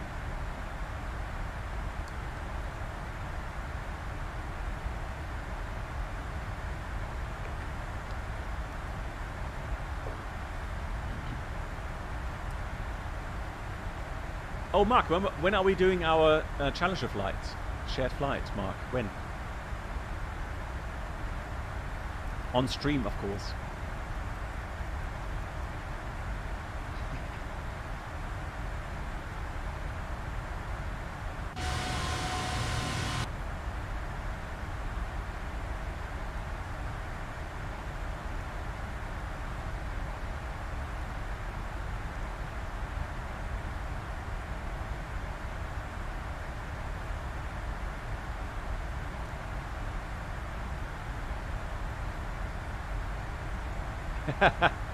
You wanted to share Apache first. All right. I'm up for that. Right, look at that. I think that is New York, isn't it? Nice.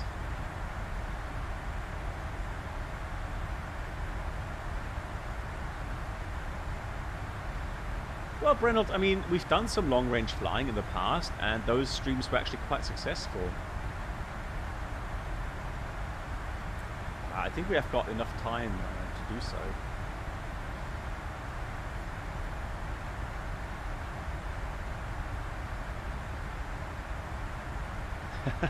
That's Amsterdam? No, it's not.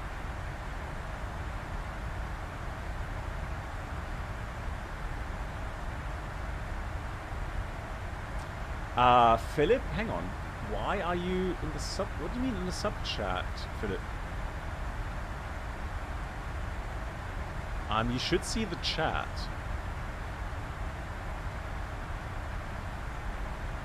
Don't you see the comments being written here?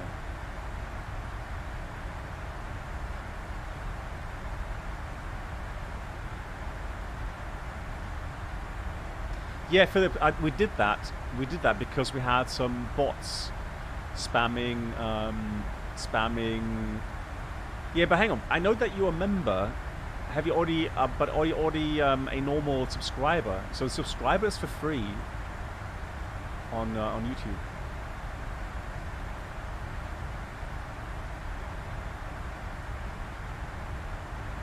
Hey, Aventurum, how you doing? Yeah, I know, right? Really.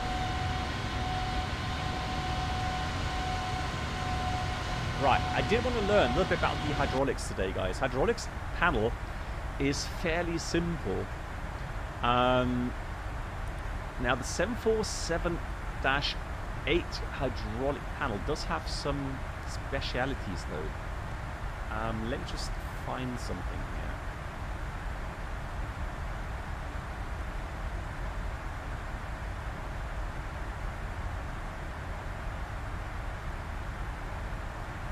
So, so that is a picture I took before the stream.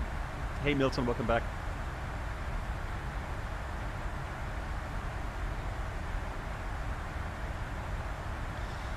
Fly from New York to Buenos Aires, something to see on the ground. Well, I mean, Brandon, the thing is that a lot of people are interested in the North Atlantic track operations.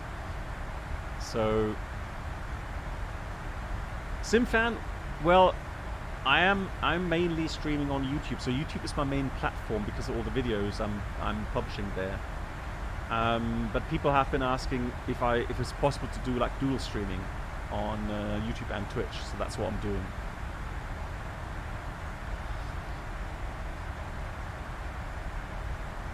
Yeah, so let's go through some theory then regarding the hydraulic panel. It is interesting. Now I've got some real world infos which I can't publish. I need to do my own kind of files from that. But what I can tell you is the following. So,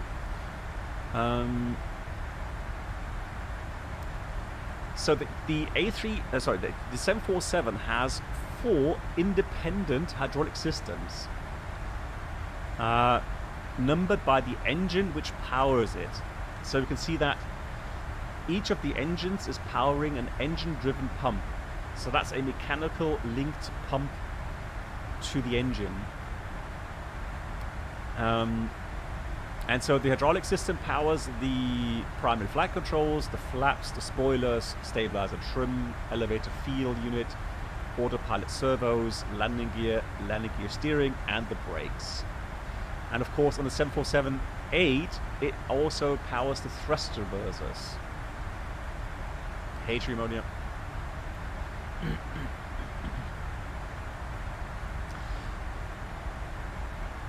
Well, yeah, Brendel, I get your point. Although, I mean, Greenland, Iceland is nice. That is beautiful. Could new subscribers please make your way to the first class cabin, where complimentary drinks, snacks, and premium flight entertainment will be served. Thank you. Thanks so much, Trimonia. Smile. Smile, yeah. Thank you so much for the 22 months here on Twitch, Tremonia. Thank you so, so much. Hope you're doing well. Right, so each system is powered by an engine-driven pump and a demand pump installed in parallel. So we can see that here. We've got demand pump switches, and number 1 and 4 have auxiliary positions as well for ground operations. So, actually the 747-8 actually has a RAT, Brendel. We'll get to that in a minute. So, so for system 1 and 4, additional AC aux pump. You can see that here on the Synaptic as well. Right, that's just the 747-8 that has those on 1 and 4. I think on the 747 it's only on the 4, the auxiliary. So that operates only when they're on the ground. The reservoirs, so these things here, are pressurized by regulated air from the pneumatic system to provide positive supply of hydraulic fluid to each pump. Fire-resistant fluid is used for protection against fire. Yeah, but I've only seen one auxiliary pump on the 747-400s that I've been flying.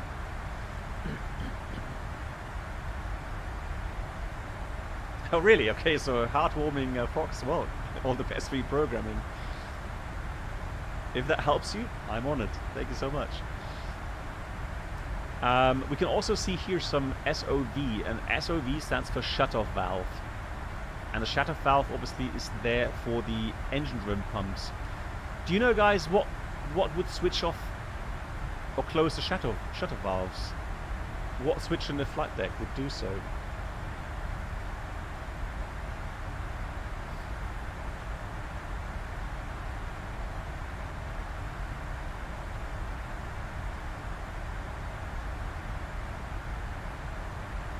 Yeah, fire handle, exactly.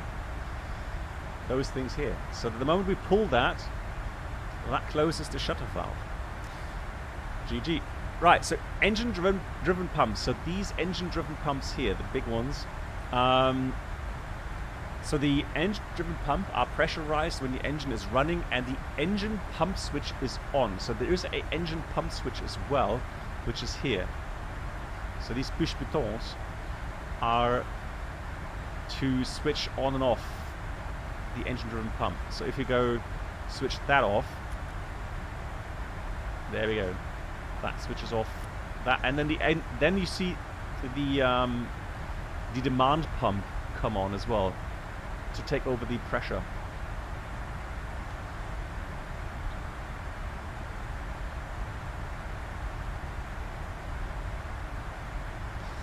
If you do the 744 rating, This is a push button aircraft. oui, monsieur. I can't recommend. You can or can't.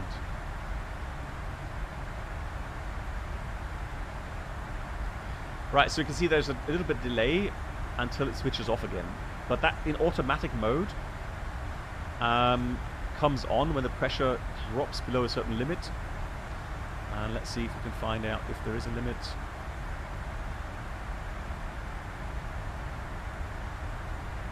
Right. Now, in the number 3 system, I think it is. Let's see. Yeah, so there's a hydraulic rat available in the 747-8. So the ram air turbine provides emergency hydraulic power to system 3. Now the rat deploys manually when the ram air turbine switch is pushed, or deploys automatically in flight when any 3 engines drop below 50% N2. Right, so anytime 3 engines drop below a N2 value of 50%,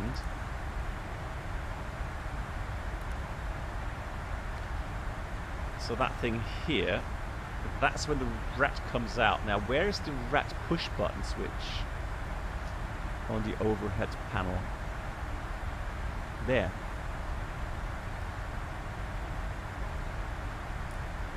So there's that switch. So you can actually deploy that manually as well, if needed.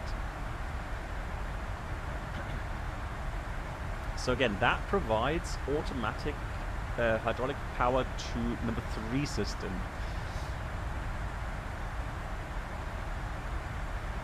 Ah, there it says, look, there it says RAT on that synoptic. Oh, you can't recommend it enough. Oh, okay, now I get it, Clocon. Yeah, okay, yeah. It is very good. Okay, interesting. Yeah, I may get it, depending on the costs, obviously.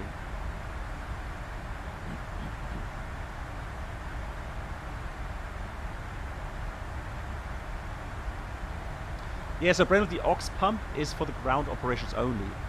And so the auxiliary pump powers, let me see what that powers.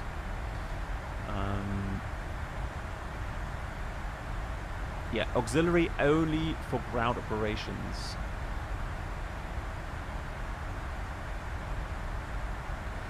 It's weird. It only says on my FCOM, it only says System 4 has an electric auxiliary pump for the 747-400, and for the Dash 8, System 1 and 4 have an electric auxiliary pump for ground handling operations.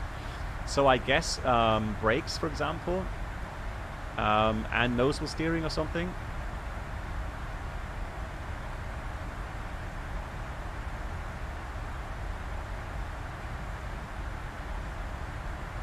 Yeah, Bob, I do believe you. It's just that I never seen one myself.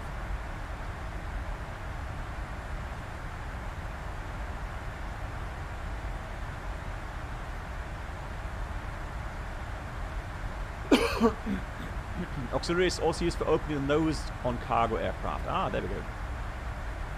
Yeah. Flaps. Well, I don't know. On the ground. I mean, I'm sure that you probably could override certain hydraulic pumps. So maintenance probably will be able to do so.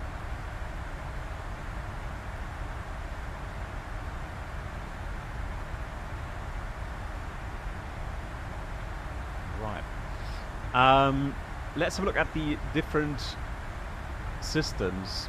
So number 1. Oh, hang on. Also, let's have a look at these symbols here. So what do those mean? So the green line obviously is the hydraulic fluid level.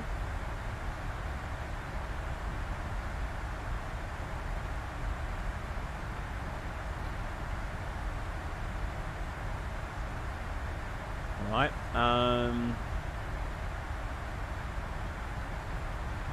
So quantity. Then you've got pressure, and I would assume that's how many psi would that be? Is that 5,000 psi?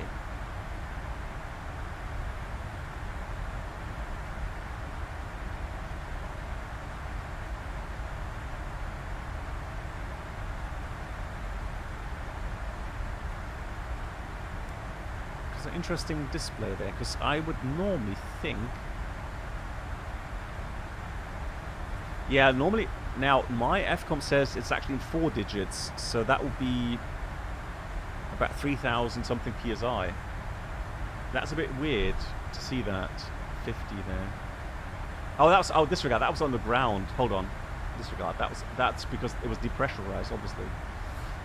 Just some residual pressure then. Let's go here. Ah, that's better. Look at that. So all of them are 3,000 psi. That makes sense. No, that was on the ground. I remember now. And that was all depressurized, and it just had some residual pressure than 50 psi. So here's 3,000 psi. That's what it is. And the temperature of the fluid, 48, 51, 45, 52 degrees Celsius. Right, that makes sense. Cool. So the very important systems are 1 and 4, we can see. So 1 has nose gear steering on that. So if number 1 fails, no more nose gear steering. Number 4 has the wing gear steering. So the inner 2, so they call it the body gear. They are actually steerable on the ground. Could new subscribers please make your way to the first class cabin, where complimentary drinks, Brendel, snacks, thank you and so premium much. flight entertainment will be served. Thank you, Brendel, for gifting yourself to Cloak On. That's really kind. Thank you so much.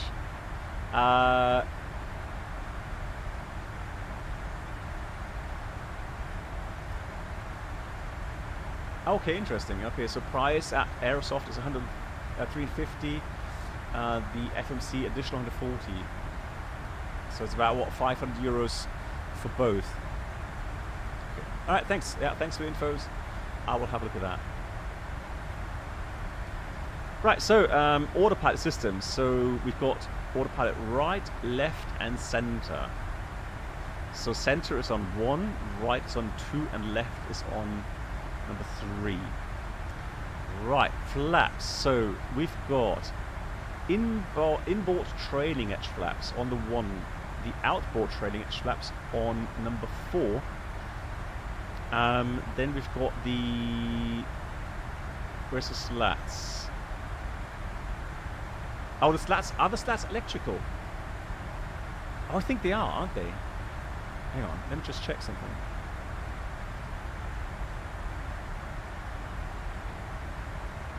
Yeah, because spoilers are 2, 3, and 4. The ailerons, elevators, lower rudder, the upper rudder. So you can see that obviously some of these systems are dual powered. So these are single powered at the bottom there. Those are dual powered by 2 and 3. Those are dual powered by 2 and 4. Those brakes, for example, are powered by 2 and 4 as well, and so on.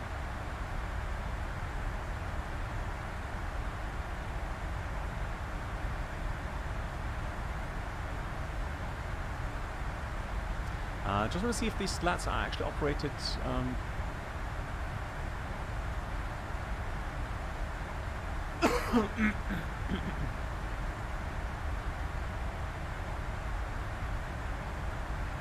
If they're operated electrically.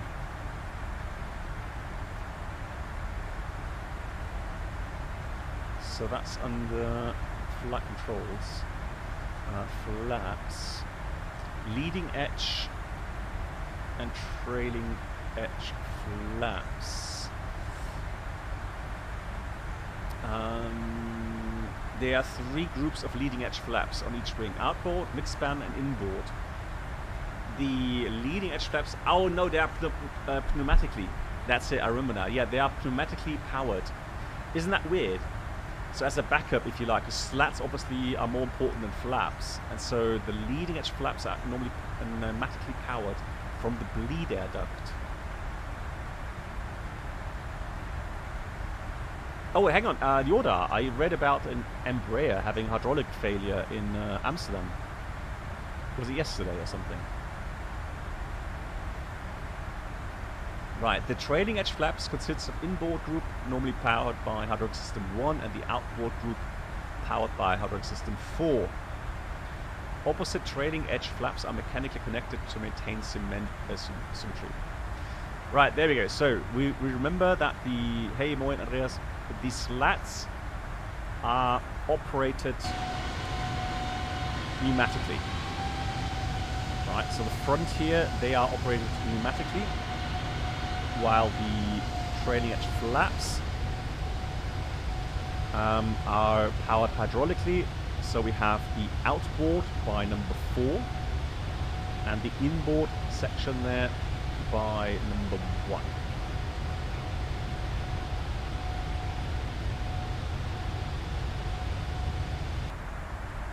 Alrighty. So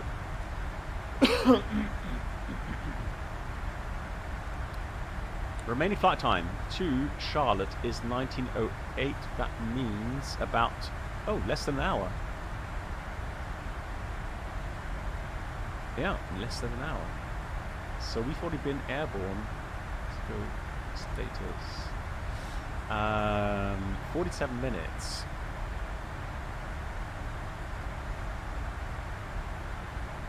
Someone had to clean the runway. Ugh.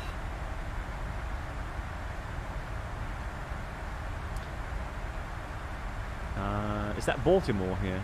KBWI.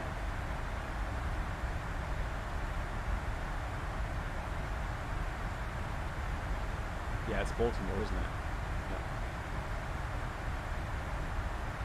Does the 747 have a mechanical backup steering? You mean like flight control? No, unfortunately, Reynolds. Same thing here as well. If all hydraulic systems fail, that's it. You're doomed. The 747 cannot be flown mechanically. There is no. I mean, there are. I think the the connection.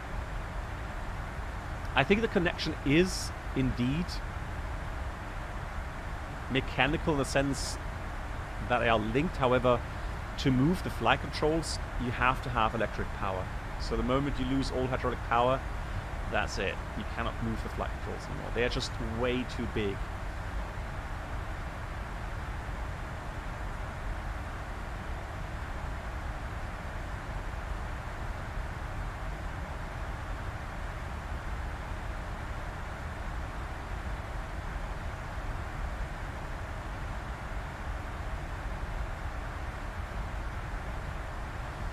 Yeah, and if you look at the distribution again here, so the outboard elevator, for example, also interesting. If you look at the tail section there,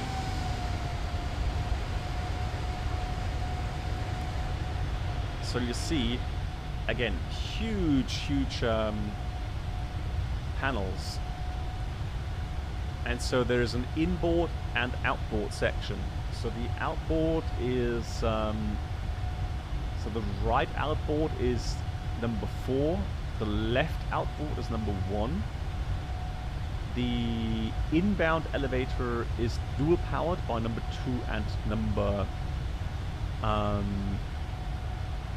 1. And on the other side, it's dual powered by 3 and 4.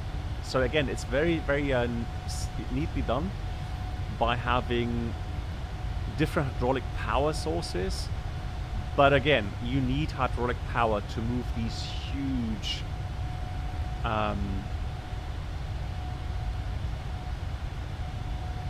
panels. So definitely. I'm just looking for the roll control. So the ailerons.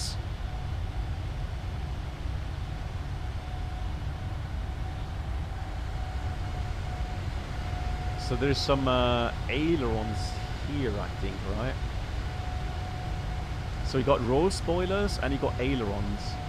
And the ailerons, although it says left inbound and outboard.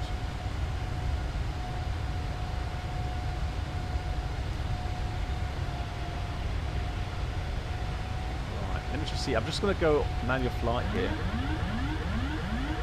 I only see that. I don't see any other. I've got some roll spoilers, but I don't see. Oh, I think at high speed only these work. If I remember correctly, at high speed only those work. So, rotating either control wheel position ailerons and spoilers. An aileron lockout system locks the outboard ailerons. There we go. It locks the outboard ailerons in neutral position at 238 knots and above. That's why.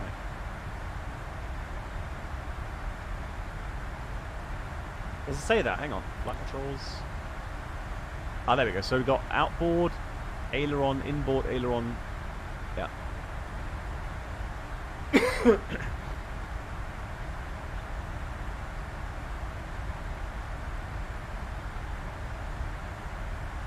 What happens when one yoke gets stuck? Okay, so the other yoke is still movable.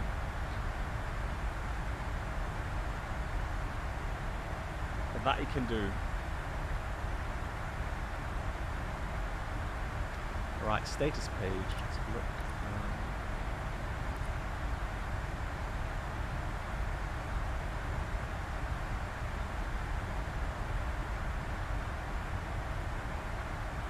Yes, Brennelt, yeah. Yeah, there is a a clutch, if you like. So at a certain power,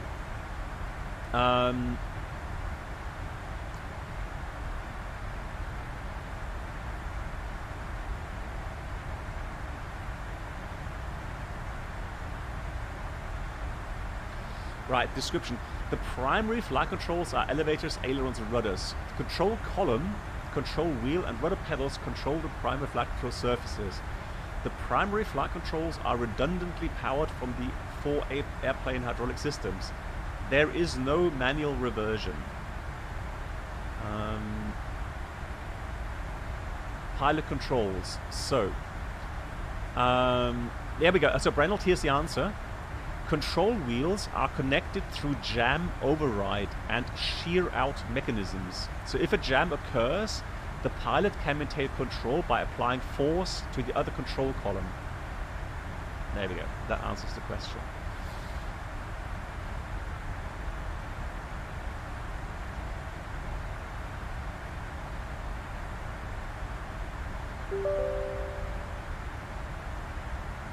Just want to start the FSI panel here.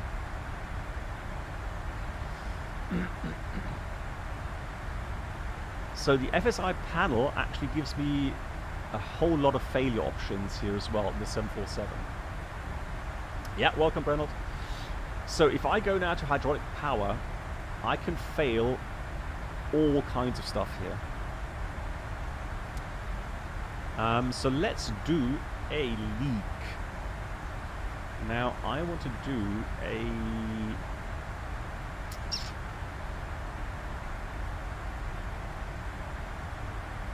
Now, I don't want to kill the nose wheel steering, because otherwise... And if I kill number 4, we'll have wing gear failure as well, which makes it difficult to taxi very lightly. Let's fail number 3, shall we? So we're going to put a leak.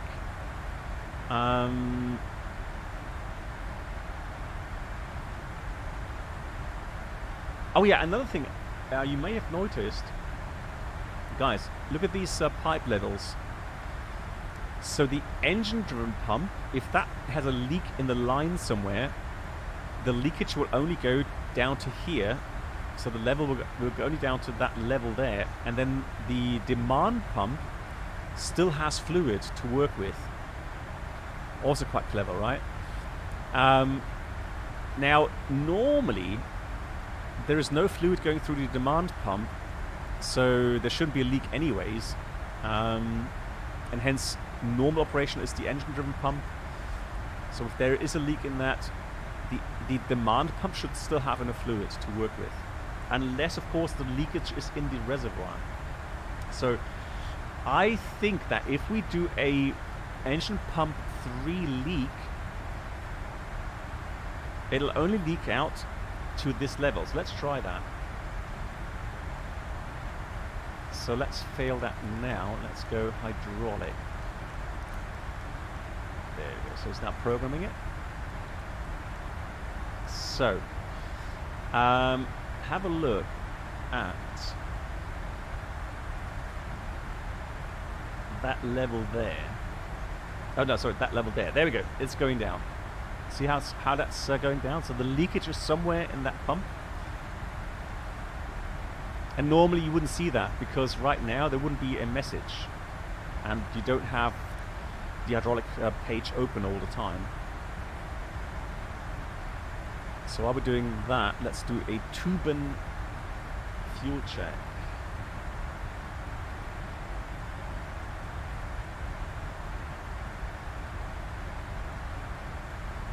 So fuel check. We can't do that. Oh, there we go. Now it gives out a message, and there's no whaler or anything like that. It just gives us a message, hydraulic quantity low 3. So we look at the hydraulic page, and as expected, so we've got a low message there, and it says hydraulic quantity low. So now, actually, so we've got a new message that says hydraulic pressure engine 3, and I'm pretty sure there will be a non-normal checklist now. Welcome aboard the Captain Black Box YouTube channel subscriber experience. Could new subscribers please make their way to the first class cabin, where complimentary drinks, snacks and premium flight entertainment will be because served. the demand pump has taken over and is still using the rest of the fluid here. Hey Nick, thank you so much for the 9 months on YouTube. Thank you so much, Nick. Welcome back. Thank you so much. Do you prefer the A320 over the 737? In certain aspects, yes. But in others, no. So hand flying is a joy in the 737. So I do prefer that part. Ergonomically, the A320 is a beautiful aircraft to work on. So it's a great workplace. But hand flying wise, it just doesn't not get me emotionally connected as much as flying a 737. I hope that makes sense. Good, so let's go through the checklist. So first of all, hang on, where is it? There we go. So we go hydraulic quantity low 3, condition, hydraulic system 3 quantity is low.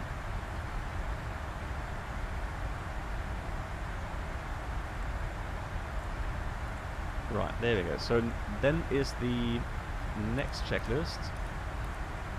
Hydraulic pressure engine 3. Condition, hydraulic engine pump 3 pressure is low.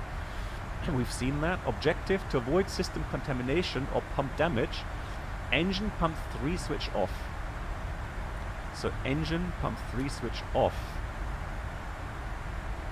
And that's the checklist completed.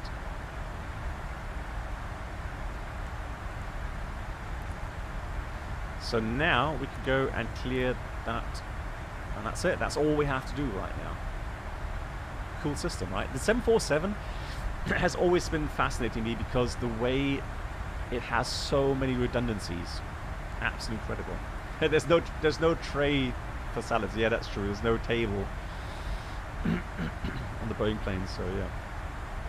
All right. So let's see what else can we do then.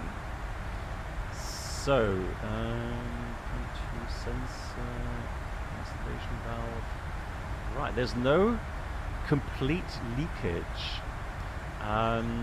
Oh yes, wait, hang on, disregard. We can do leak. So let's say, for some reason, the leak is somewhere else. And so, unfortunately, so it's a bit unlucky today. And there you can see the quantity dropping even more.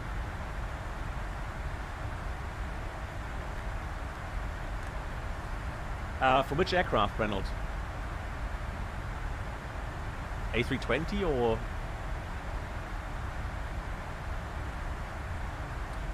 what aircraft type? Right, of course now we're going to get into more trouble. So here comes the level going down all the way.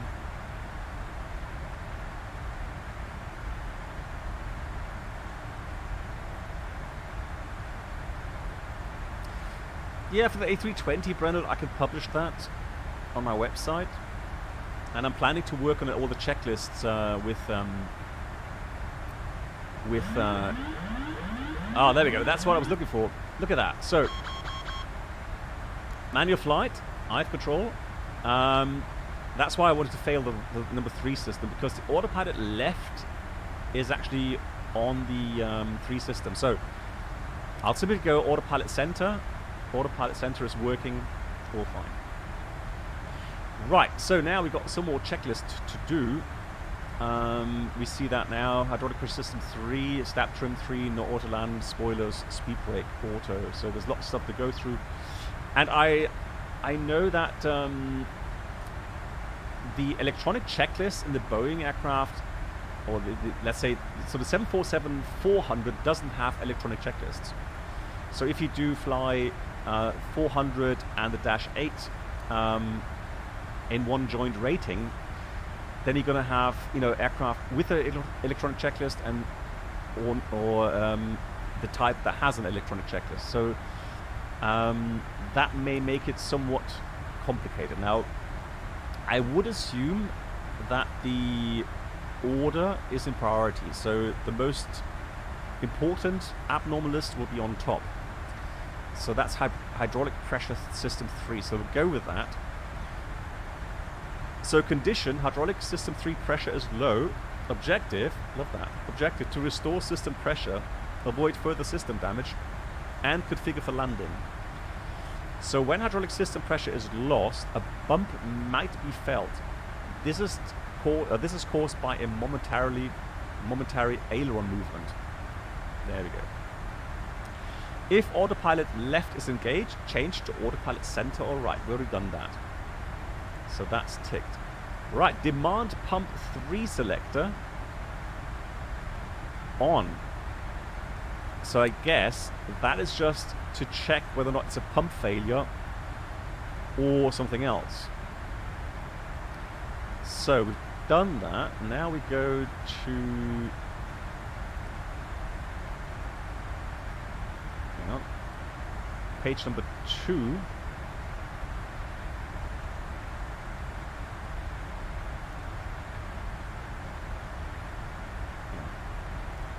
That's that.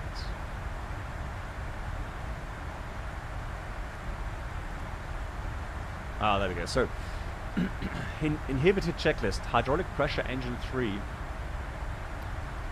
So, hydraulic pressure system 3 message shows it does. It wants us to put the demand pump selector to off. Makes sense. So, we'll do that.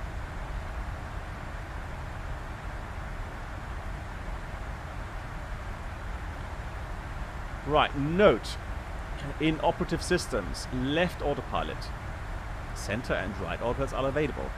Two outboard spoilers panels on each wing in op. Roll rate and spoiler capability are reduced. System 3 hydraulic power to stabilize trim in op. System 2 powers the trim at half rate. Something else to keep in the back of your mind, like on a status page on the A320, right? So it tells you the consequences quite nicely. Engine 3 thrust reverser in op.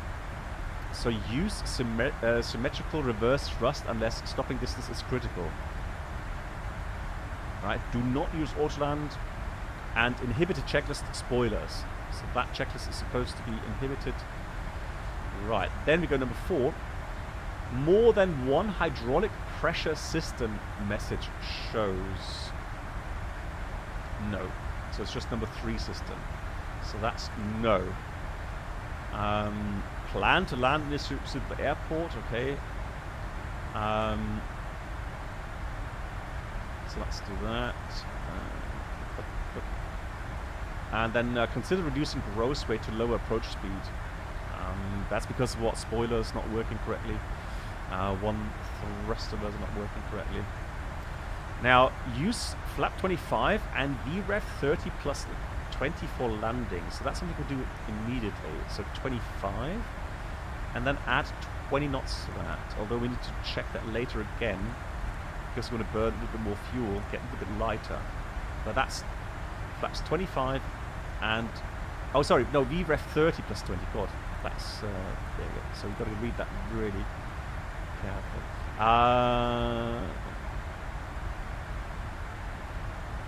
Does the blue mean overridden? Yeah, it could be. Ah, okay, so that's the logic.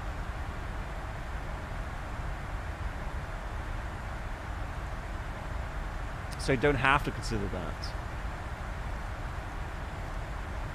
Okay, so you don't have to consider that.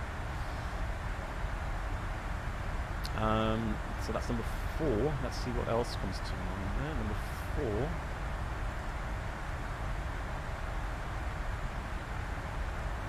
And that's it.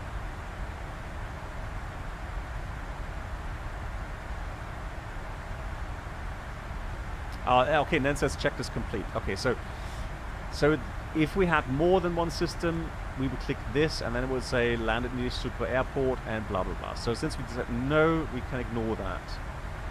Cool, and that's the checklist completed. So what else do we have? Speed brake auto. An automatic ground spoiler system fault occurs. Do not arm the speed brakes. This prevents inadvertent flight extension. All right. No, so the thing is, like I said, since it's blue, it's overridden. We don't need it because there's only one hydraulic system fault, not 2 or 3.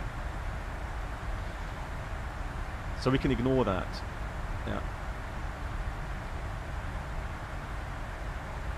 So we won't arm speed brakes. Got to remember that, guys. You've got to tell me that.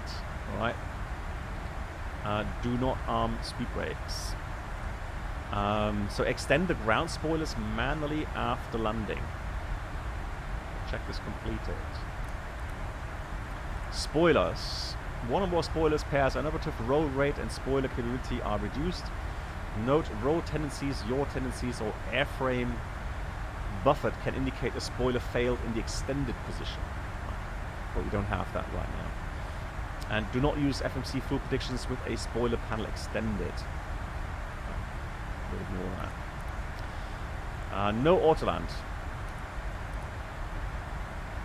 Stab trim 3. Condition, one of these occurs. Automatic cutout of hydraulic system 3 power to stabilize a trim. Stabilize a trim 3 cutout switches is a cutout, which is not the case. So that will be the switch, but that's not the case. Right. Trim is commanded and the system 3 actually does not move. Right. So it's an automatic cutout for us because of the system 3 power. That's missing. So as expected. But we still have trim, but that's half rate instead. So we've done that. Alright, so we've done all of the checklist. And I just saw that on the ICAS here, the little boxes next to these messages have disappeared. So we've done. So it kind of gives you the reminder. It looks like that you've done those abnormals. Quite neat. So yeah, I've never worked with these in real life, so totally new for me as well. Hey, bonjour, monsieur. Kishu, how you doing? Cool. So we can do a normal approach, normal landing, flap setting, but again, there is some things with spoilers, and that means let's try to do some calculations then. So let's do man performance. We'll go to show landing. We will do airport search. So we'll use Charlotte. Search.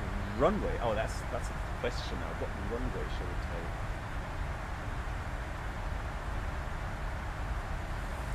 So we said 18 left we're going to use. And the wind, the weather is as follows right now.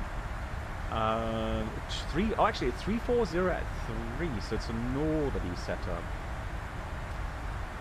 Right, so let's have a look for the airport info here. So cargo, where's cargo? Cargo is there. So if we land and able to vacate, let's say Alpha or Romeo, it's a long run. No, it's not. It's only 2,600 meters. Right, 2-3 would make more sense, right? Do we have 2-3 RLS? We do indeed. But that's a shorter runway though, isn't it?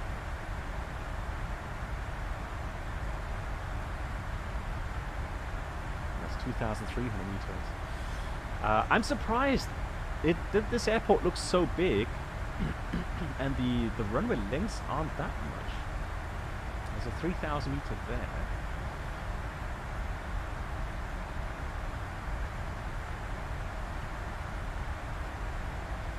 Yeah, 3.6, thank you, Kibben. 3.6 right center. Center? Oh, we got one more there. 2,700. Huh. Which one shall we land on? We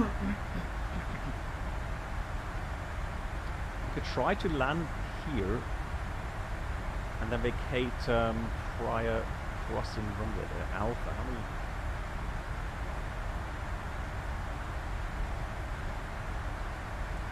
how many meters do we have? So we have usable length 36 right. The total length is 2,200 meters. That is not that much. If I think about Bremen being 2,000 meters long,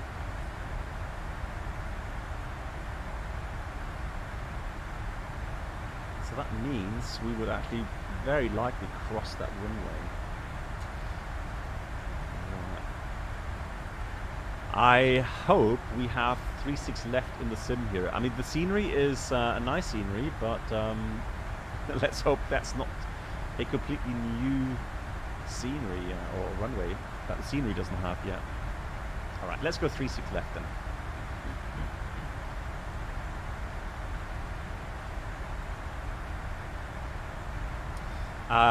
Is it possible when you have a runway, for example, 3618, is the 36? Yes. Because it displays threshold, Florian.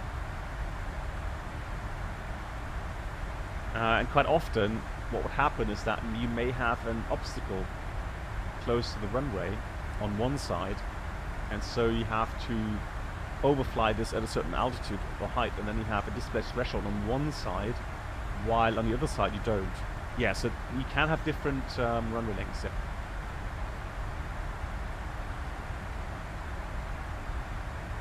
What happens if the approach course is off by 1 or 2 degrees? Now, normally that's not a problem, Sean. I mean, if it's more than 2 degrees, then it's quite... so you mean like... oh.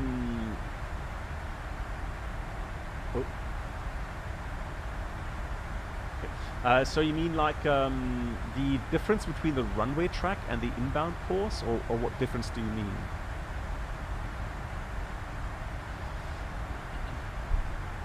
Crazy part about okay, Alex, thanks a lot. So 36 left. Yep, we'll do that. 36 left. So 36 left. Condition, it's dry at the moment. Well, they just have Berger southwest. Well, actually, I tell you what, we'll do wet just in case. So the wind. Crazy part, Charlotte, is that it has 7 ramp controllers. Really? Oh my god.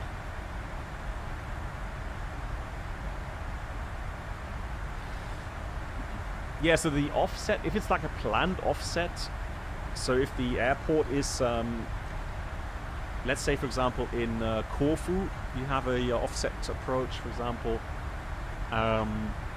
What else comes to mind? Skiathos comes to mind. Well, yeah, you have an inbound course, you fly that to your minimums, and the rest is done visually. So you have to do kind of a side step at the end.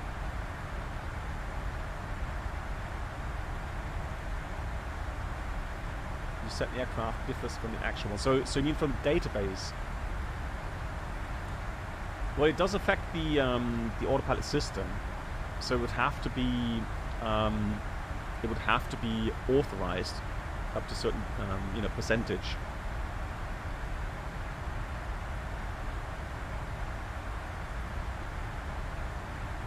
So 340 at 3. 3. Temperature is 14 degrees, not too bad. And we've got 3038.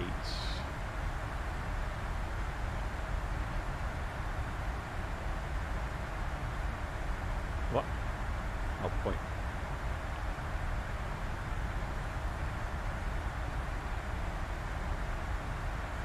I use flaps 30, aircon on, anti-ice off. Now we've got MEL. Do we have any failures we can add? Yeah. So we'll use no credit because idle. Wet runway. brakes now. Manual braking.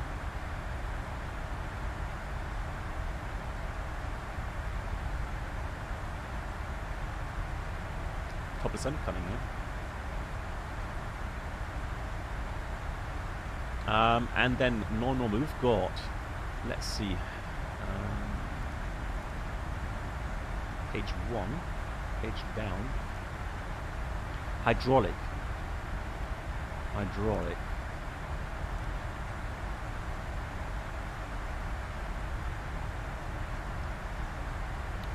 Okay, so there's nothing there regarding hydraulic number 3 only. Or unless that means 1, 2, or 3. Yeah.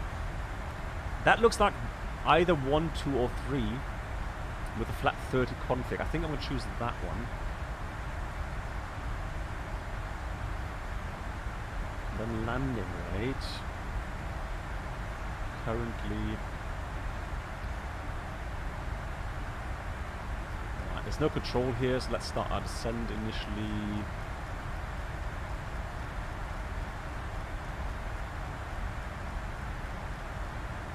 Let's do 240 initially. There we go. So, 310.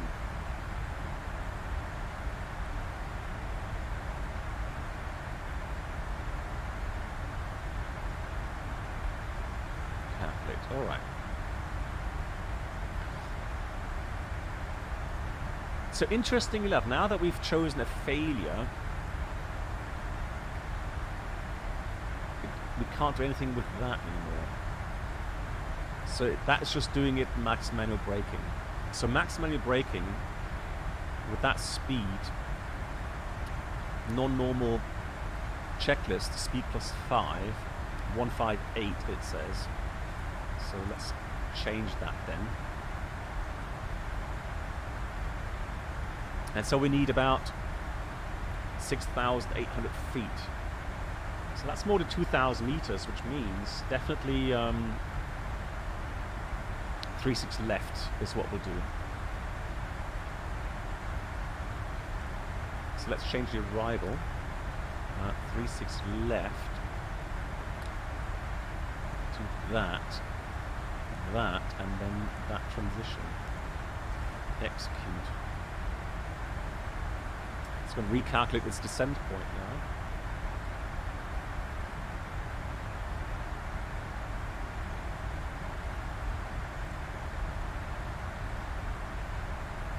So let me get the approach chart. 36 left.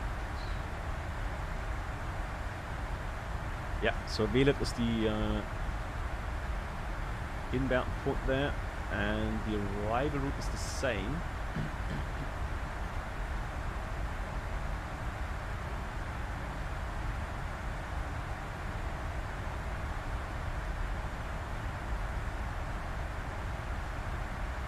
That's not there. More step downs than your staircase at home, Lord. Alright, so I'm going to fly the arrival. We'll check the altitude in a minute. And then we go this way. So it's a good point now to check. Ah, it's got a discontinuity in there. So let's have a look then. So Lex page.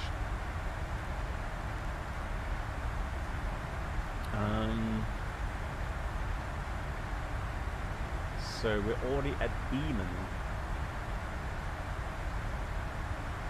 And so the next one is going to be that one there. So let's put that and that.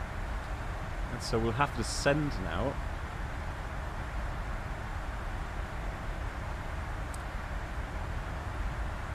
So we'll check Blue Jay, 250 knots, 270. Oh. Or below. Let's hope that's just a autosave. Thank you.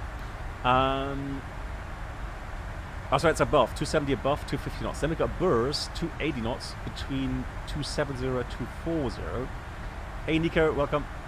Then we've got Skilles, 280 knots, 220 above, correct.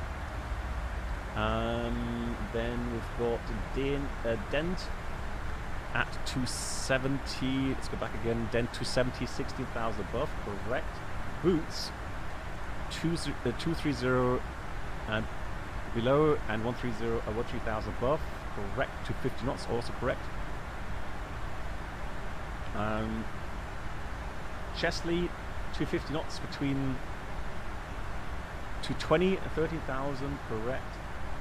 Sulpo 250 knots again to 10,000. That's a wide window. Good lord. Then we've got Jamgo 16,000 and 10,000. Also correct. Wise between 12 and 9. Then we've got Cat at 210 knots at 9,000 exactly.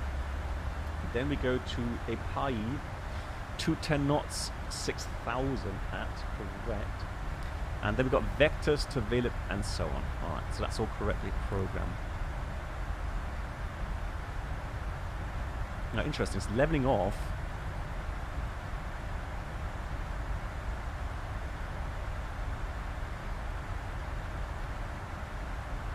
Now it's descending again. 20 miles, 5,000 feet. Right, it's got to go down quickly now. Oh, no, sorry, that's above. This is above. Yeah, alright, that's good. Cool.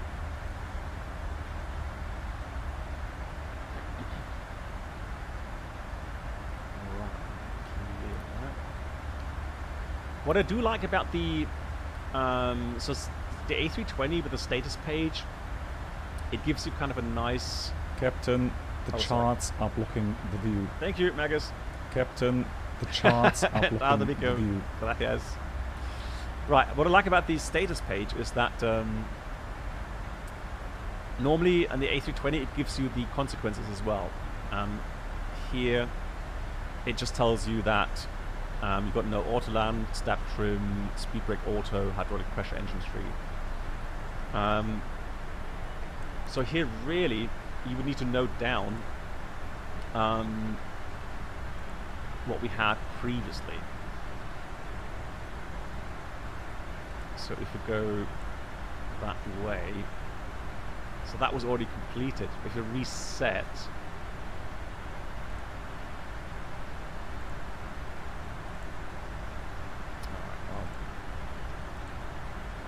well, that's kind of weird. So you would need to have to kind of take a pen and paper out and note down these things like slower stabilizer trim, don't arm the spoiler or the speed brake for landing, that sort of stuff.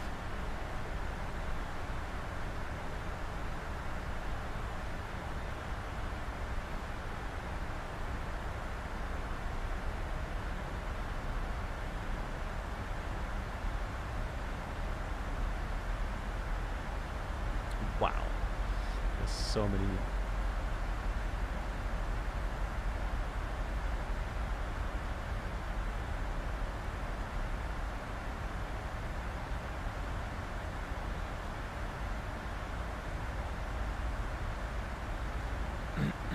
So I'm looking at the paper checklist here for exactly what we had.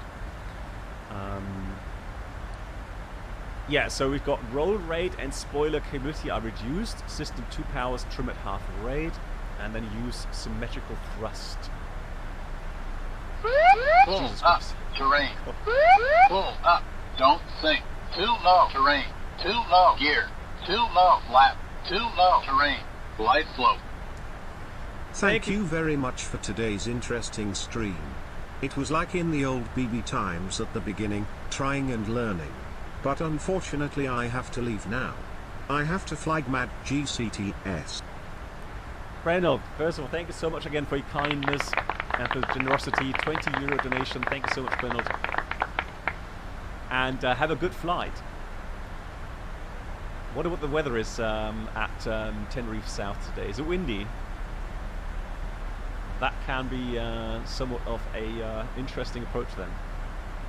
Reynold, happy landings, have a good flight, and have fun, yeah? Thanks so much, Reynold.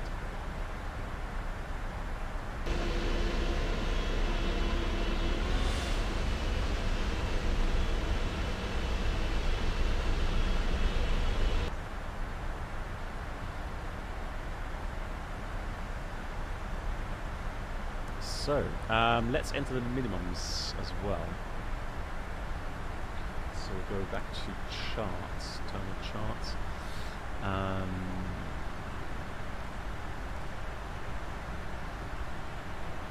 going to go to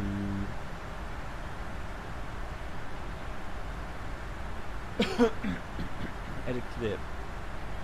So we got this one, and for the approach we want 36 left, cut 1. There we go. So that's our chart, and the minimum is 950. So bar row, scroll in 950 feet. There it is. Bar row set. Hey Viper. Well, I mean, it's windy 17 knots. So it should be all right.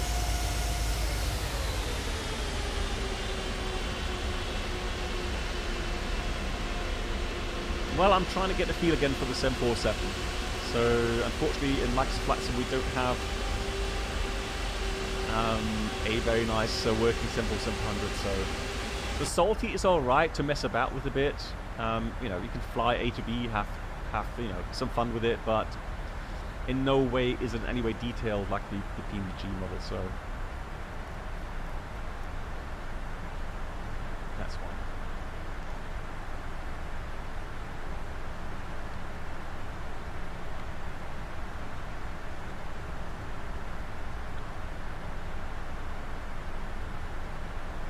So auto brake.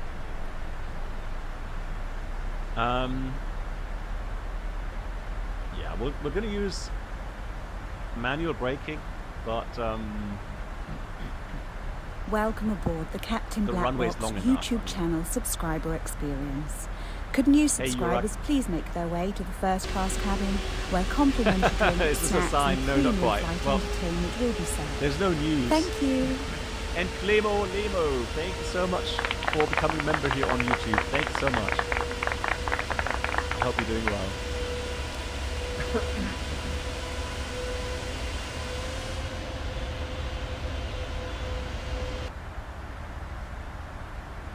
But I mean,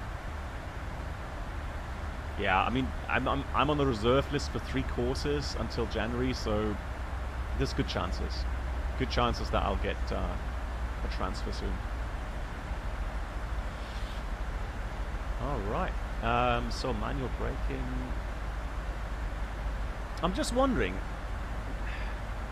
I mean, it doesn't say that you're not supposed to use auto brake. It just says do not use auto land.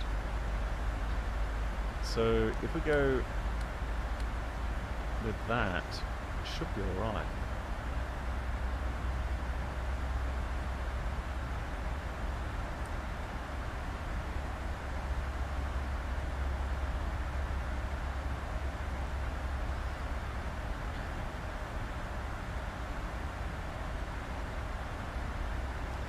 So I tell you what, the paper checklist actually makes a lot more sense, because when we got that to spoilers and it said choose one, only the hydraulic pressure system 3 message is shown, or more than one hydraulic pressure system message is shown. So if it's just says only one, so the hydraulic pressure system 3 message shows, that's the end of the checklist. So that's what was there with our non-normal so pressure, that was the pressure system 3. So that there, so there's not any more than that single message, that's it. Yeah, so that means ignore that.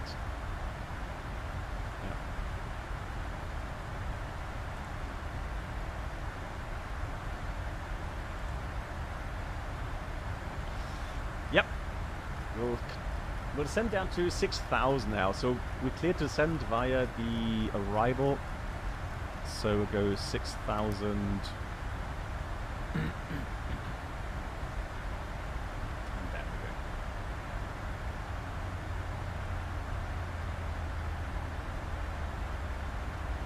Hey Spot Ollie, how you doing?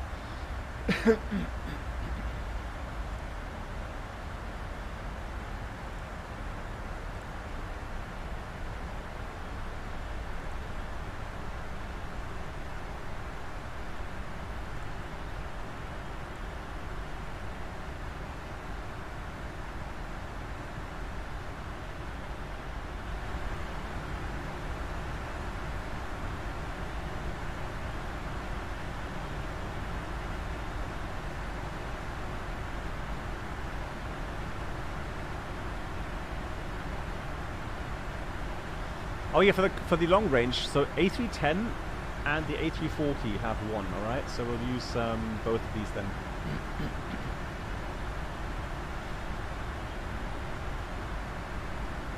I've been watching football. Yeah, I'm a bit, I don't know, disinterested in football. To me, that's just not the normal kind of, you know, World Championship football stuff. You can't sit outside, you know, in a t-shirt and enjoy some barbecue. Yeah, apart from the politics behind it, so if we leave politics outside of our aviation channel, it's just not really like, it doesn't feel like a World Championship. That's the thing why I don't watch it at the moment. Good, so we got 16,000 above. There's 230 below by the next waypoint, and we already got that as well. If I go to fix page and enter Charlotte Airport, it tells me that we're 60 miles away from it. So if a direct distance, we would definitely be too high. However, since we're flying the right route, no problem. Seatbelts on. The latest altimeter. Let's get the latest weather. We've got 10 miles, few 8,000, broken 12,000, 14 degrees, 3034. So I'll pre-select that here. 30. I don't know, Mark. I don't know. I don't. Not even there. I have a strong motivation to watch.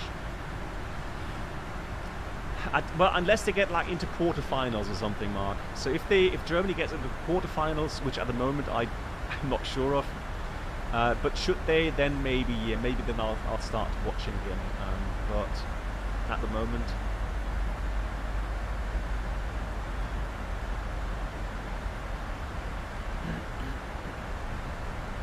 Henry, I fully respect your hope for the Aerosoft A330. Now, I just have a problem with Aerosoft is that they've always disappointed me personally with their add-ons, and so yeah, I don't have any high hopes for it. Who knows? Maybe I'll be proven wrong this time, and if I am, I will fly it. But we'll see.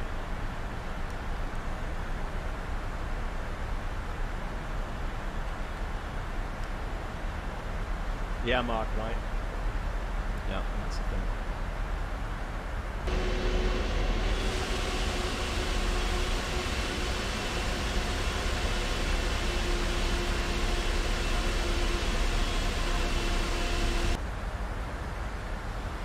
Right, we're about to pass transition altitude.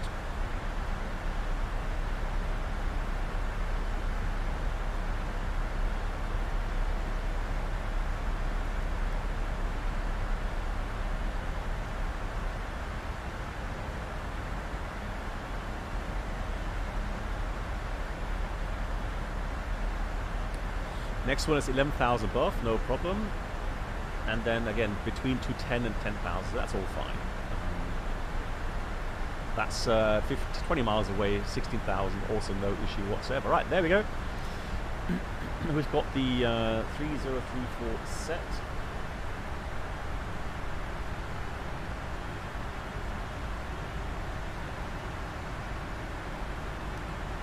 And so we can do the approach checklist. 3034 set, cross checked. That's the approach checklist completed. Next is the approach. No, I've done that.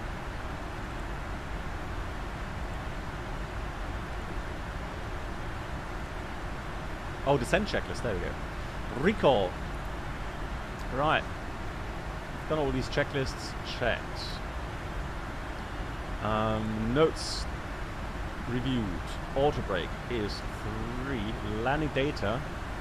VREF non-standard 158. Minimums 950 feet. Set approach briefing. Oh, let's do the approach briefing real quickly. So we're going to fly radar vectored, then towards Velit or Nuxi. Step descent down, 2,500 final descent at a 3-degree profile. Minimums 950 feet. Missed approach, 1,200 feet. Then climbing left turn to 4,000 feet. Outbound to Charlotte VOR, 310 degree radial to Butke. That's 16 miles and hold there at 4,000. So let's put Charlie Lima Tango in there as a reference. And the course is 310. Just so that we have a reference. Hey Flying Doctor, good night to you. Take care.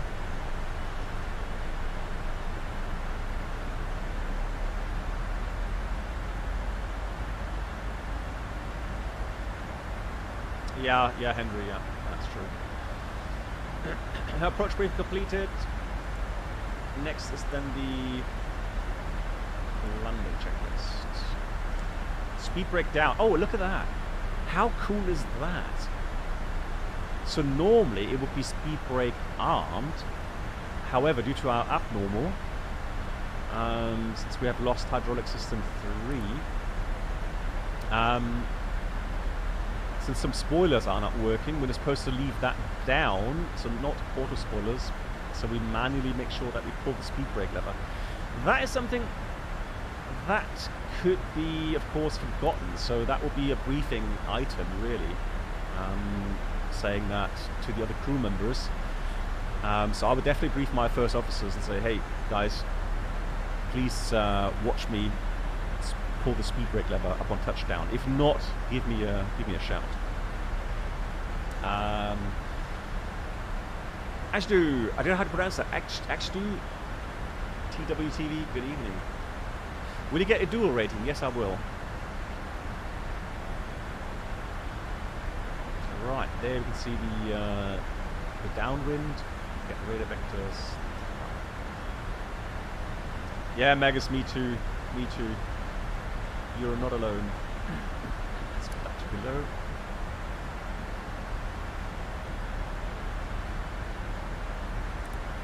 So I have terrain on this side. I've got weather on my side. TCAS is on. Yes, Freda, the biggest difference is the integrated checklist. So that checklist system you don't have in the 400. Also, there's some minor differences in the systems, be it auxiliary pump here for the hydraulics, be it the ram air turbine for hydraulic system 3. So indeed, there are some differences, some minor ones, but they're not that big that we'd need 2 ratings. So you can just have one 747 rating and have both of these types in it. Also, the weight differences obviously are a bit different. Right, Charlotte coming up.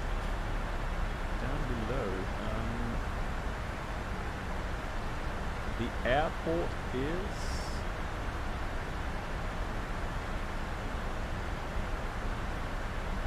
Is that the airport there? It's downtown Charlotte, isn't it? Any release date for the A320? I've not heard anything, autopilot.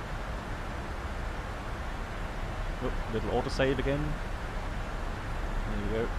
So every half an hour it's saving the state of the aircraft. Just in case something happens, knock on wood, that we can come back.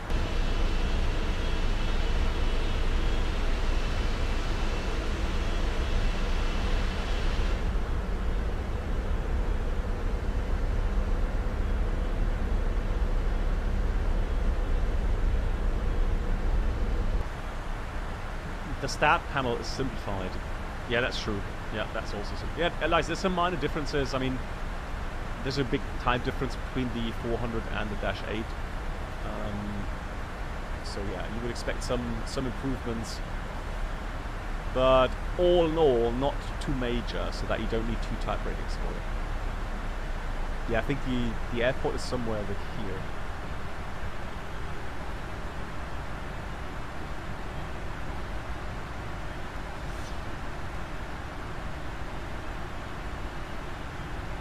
P3D looks a bit different, yeah. It's an older platform, isn't it? But again, I'm flying P3D for the add-ons, so the aircraft add-ons. If I had this add-on in Microsoft Flight Sim, I guess I would fly it in Microsoft Flight Sim and not in P3D, but there we have it. Also, you'll see one big difference. Let me just check the weather for Dubrovnik. Simply because we'll see a big difference later in the weather radar system.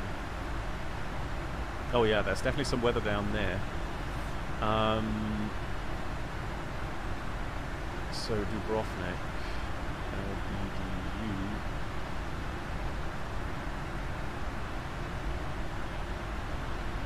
Well, they got some thunderstorms in the forecast. Right now, Dubrovnik itself is alright. It's got southerly winds. Okay, that will be straight in then. But they have temporary thunderstorm rain. So it'll be interesting to see how we get the weather there simulated. Yeah, it is. They do. So the problem is that PMDG said they do the 737, then the 777, and then the 747, or 777, the 737 Max, and then the 747. So unfortunately, we're gonna have to wait a long, long time.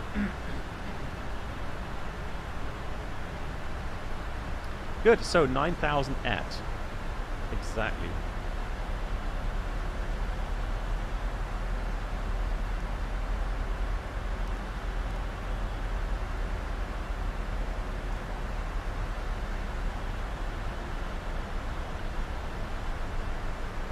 Yeah, 210 knots. Oh, 210 knots. That means flaps coming 1.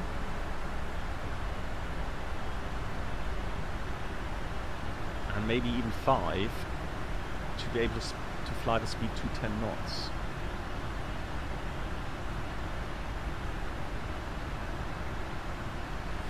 Are you hyped for the 777 or the EFB? Well, I'd love to have the EFB finally implemented, yeah. But personally, well, I like the 777 as well. It'll be a nice add-on if it's you know, flying well. Let's go flaps 5. Then sure, yeah, I'll look forward to it.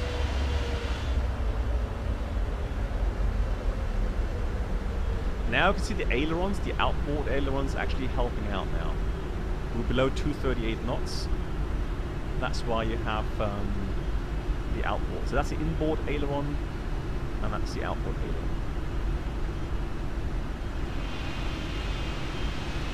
Right, there's the airport coming in.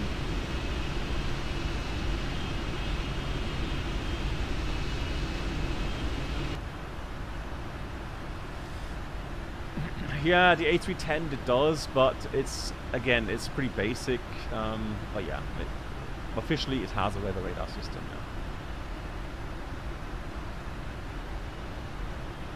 We've got 6,000 at Ipai.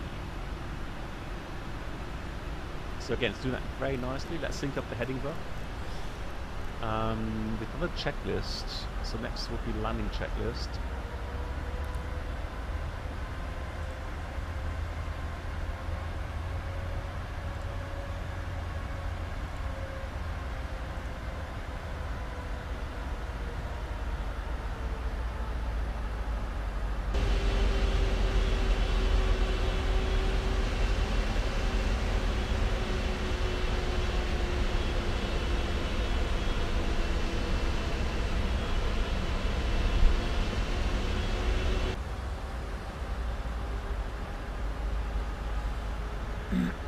It's flying that nicely, isn't it?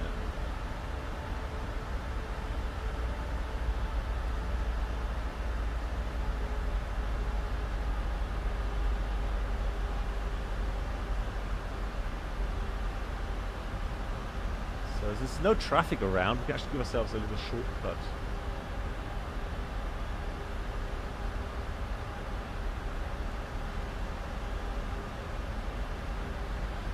So we'll extend a little bit more.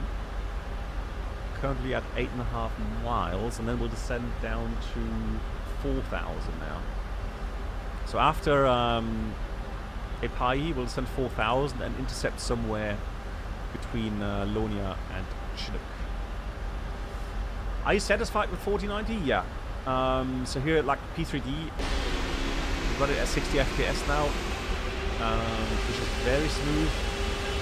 And in Microsoft today, what I tried, and what I think we'll do for streaming, at least I'm going to try it out. Now, if I don't stream, I have it on the frame generation, getting anywhere between 100 or let's say 90 in high density areas like London, and I get up to almost 200 FPS in cruise flight. That's really smooth. But for streaming, it seems that hey, yeah, but it's hopefully with 50 FPS I'll try. So VSync 50 FPS. Let's go heading select. Down 4,000. You know that the stream will be smooth. Full the radar by 2023. Nice, cool. All right, so we've got vertical speed 4,000 on radar vectors, and then yeah, we'll extend just a little bit more.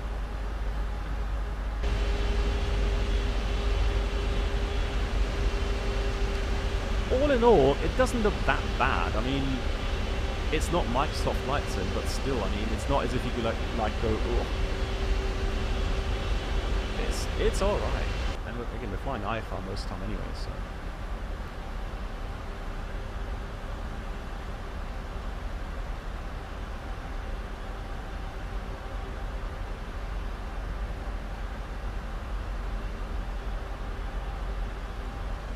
Alright, let's turn base.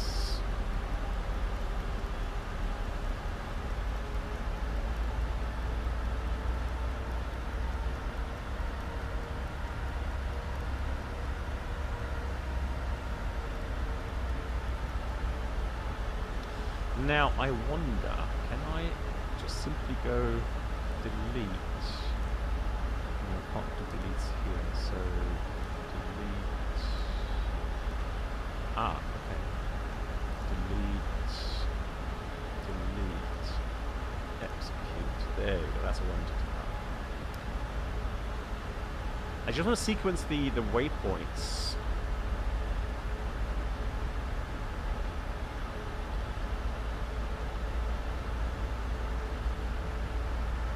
Yeah, autopilot, we talked about it on the stream when I showcased my new hardware setup, and I said the same thing. It's the graphics cards are just enormously expensive, so you know, I guess the upgrade comes to mind for people that haven't upgraded for ages and are looking for you know, some big improvement and finally want to invest some money to get a better rig. But for those that have a decent PC, I don't know, you know, what you would hope for, unless of course, you know, you really enjoy flight simming, and that's pretty much all you do. Like me, for example, on PC, I don't really play any other games. So to have the option with frame generation to have, you know, 100 FPS and a nice smooth kind of simulation is nice, no doubt. But again, it's an expensive way of achieving that. Oh, we can do that. Hang on, direct to. Hold on. So we go that, and then intercept course. Is it opposite? Opposite course or oops, lock. Let's go flaps 10.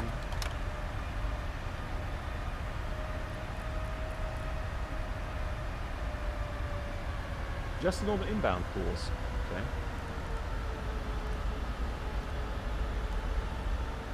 Ah, nice. Cheers. Yeah, look. Cool.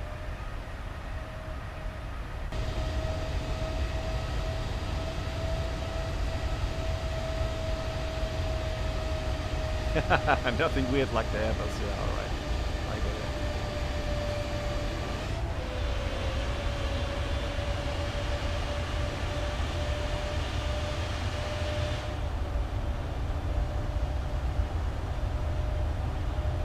it. It is beautifully smooth.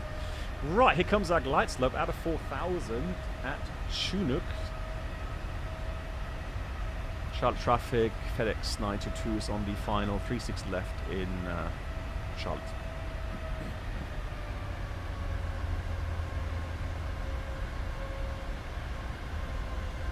Huh? How come? Come on.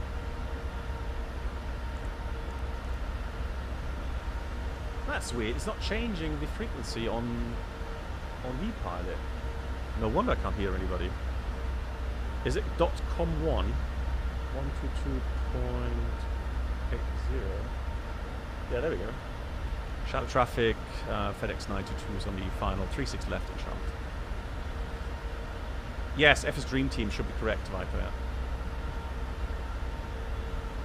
Yeah, the engine sounds all nice, right? Good. Elevation, 750 feet. So, let's go gear down. 2500.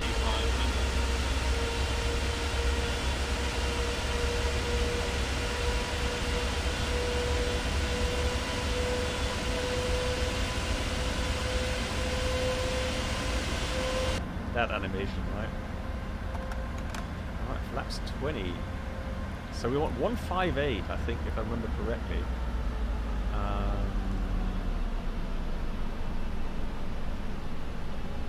Well, 157 now. Well, let's leave 158. Right, flaps 25. 4090. And flaps. Right. Oh, that's cool. Now it gives us hydraulic system 3, non-normal checklist.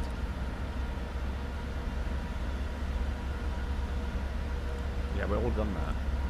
So we'll do landing. Landing checklist is completed. Let's do some hand flying, shall we? Let's clear that. Auto thrust off.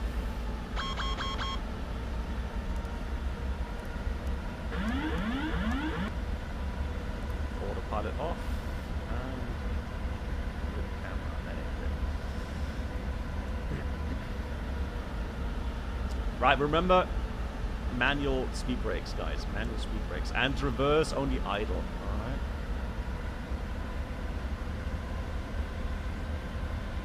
Any improvements? Well, I mean, for me now with the setup I have, I have 60 FPS. 1000. Lovely smooth. 1000 is checked. We are stable.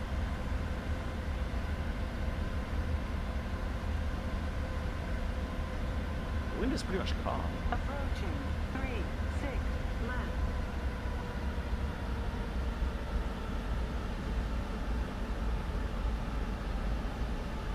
Yes, because of hydraulic 3 failure, Clocon. Yeah. So according checklist.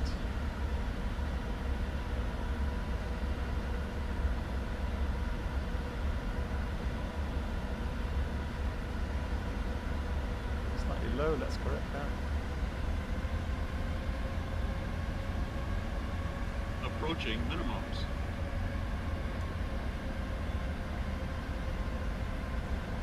Right, remember guys, we're sitting at 747. Careful with the brake. 100. Here we go. 50. 30. 20. 10. Oh! Oh no! Oh god! I hate that! I've got to practice that. Oh no. Right, idle reverse. Come on. Reverse idle. Oh! I have no feel for this. That was not butter, that was... Right, manual brakes. 4,000 feet remaining. Right, there we go. Let's locate here. Why is that reverser still?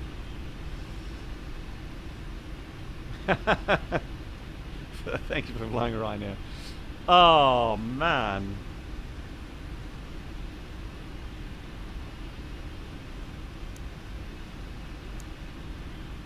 So let's go. Wow, that's so far away from the terminal. Crikey. Let me just get a orientation here where we need to go. So let's go back. So we are here. Yeah, we'll cross here and then turn there. That's fine. Oh, spoilers. Yeah, there we go. You see.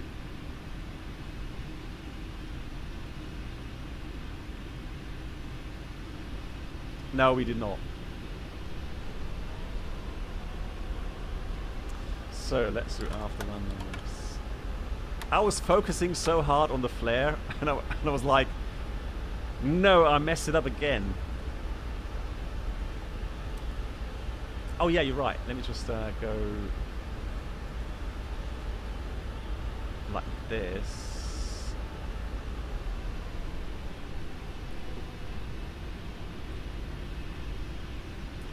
Yeah, there we go. That's like Amsterdam. That runway is so far away from the terminal. And heavy as well, yeah. Heavy aircraft.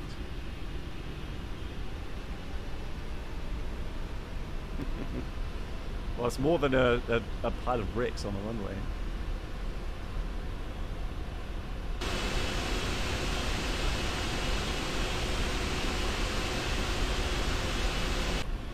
So good thing we already have freight on board.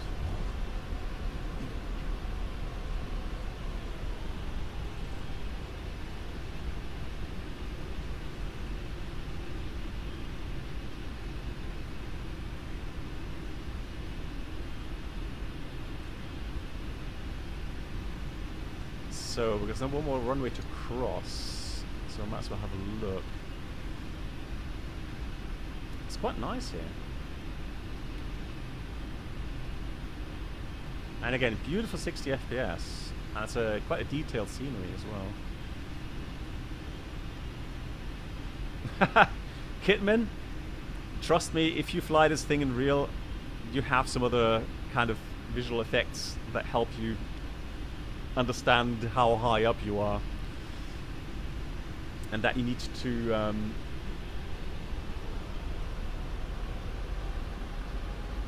Why is number 3 engine not responding?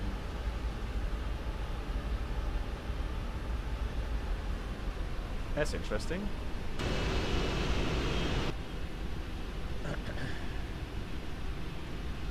The number 3 engine is not responding. That's weird.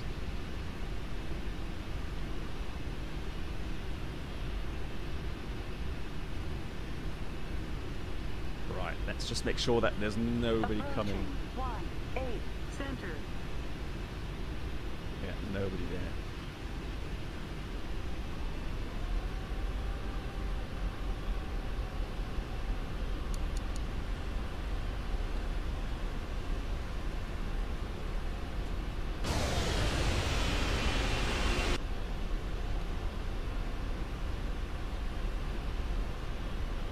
So we're going to take a right turn here.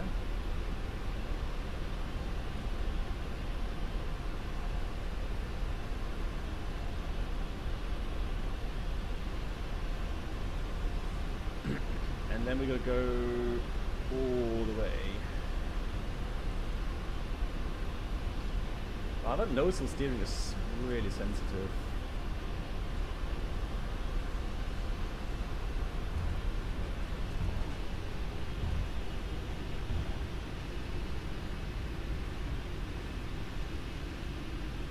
Right, APU is running. Nope. That should be a autosave. Hang on.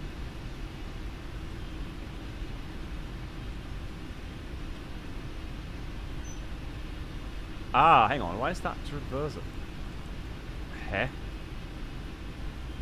That is completely frozen. Hold on. Ah, that's the reason. That's weird. But it didn't say that the reversers unlocked anything like that, so that's strange.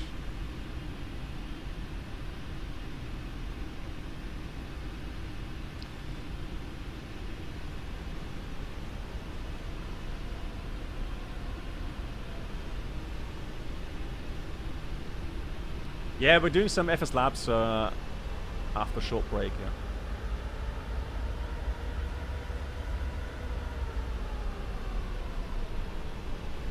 So we're going to take a left at Mike. Now let's cross at Echo, then go Foxtrot. Oh, there's traffic. I knew it. You see, that's why you always check for...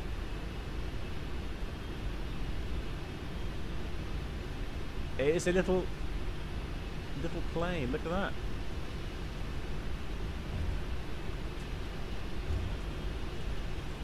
Yeah, he's departing as well.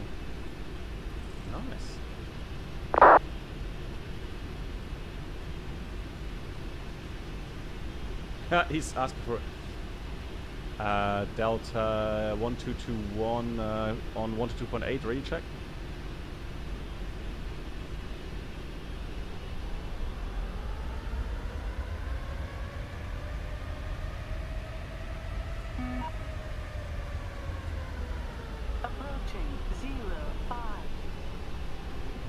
Really good. Welcome aboard the Captain Black Box Duo Channel Experience. It is an aero taxiway, yeah. Could new subscribers please make their way to the first class cabin, where complimentary drinks, snacks, and premium flight infotainment will be served. Gunman 480, thank you so much for 3 months.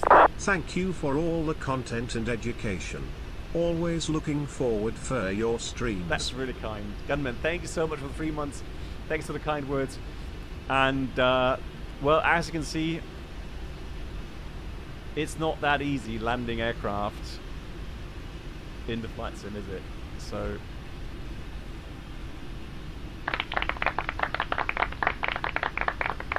right, yeah, we're going to take this aircraft to maintenance here, guys, because we probably broke something. So we may do a hard landing check.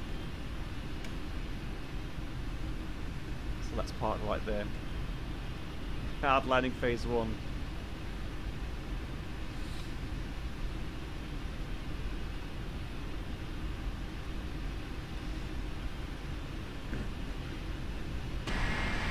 We'll be alright.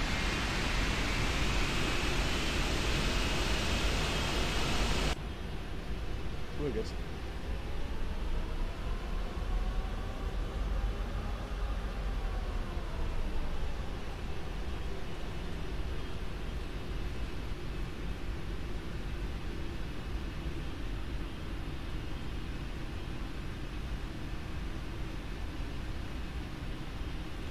Although, I mean... okay, I'll tell you what. Let's go to... let's go to the cargo ramp, though. Alright.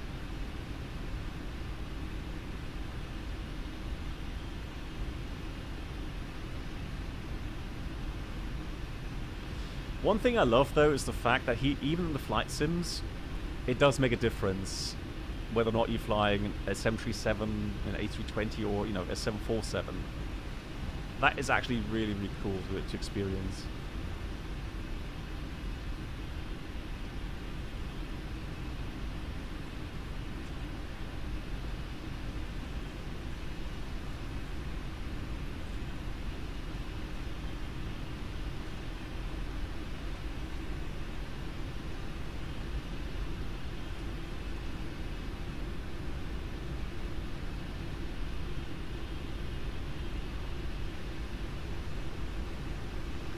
I love how you have to overshoot that much. Just keep the nose wheel to the edge, and then just have the main gear not go off the taxiway. That's crazy stuff. Right, so we are at air cargo then. Can we get a position? Next, air cargo. Parking 8. That's too small. Are you kidding me?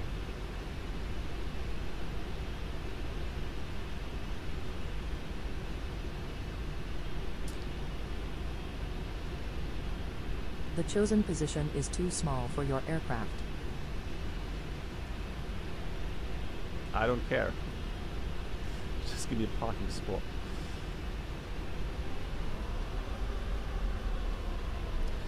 I am using, yes, something called RD shade. RD shade.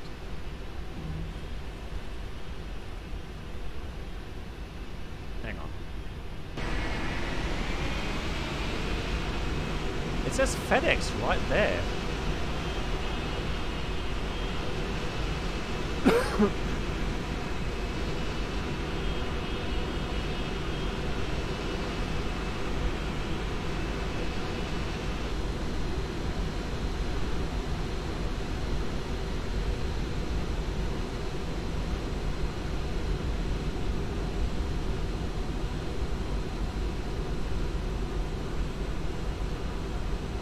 No, you're joking. Over there? Well, yeah, that's a bit too small.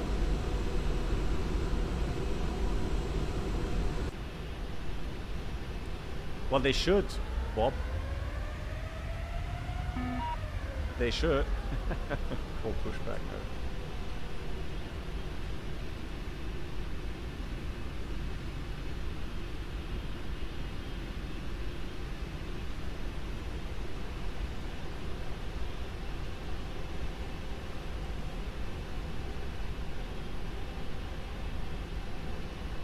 I'm surprised, such a huge airport, and it has only small kind of park facilities.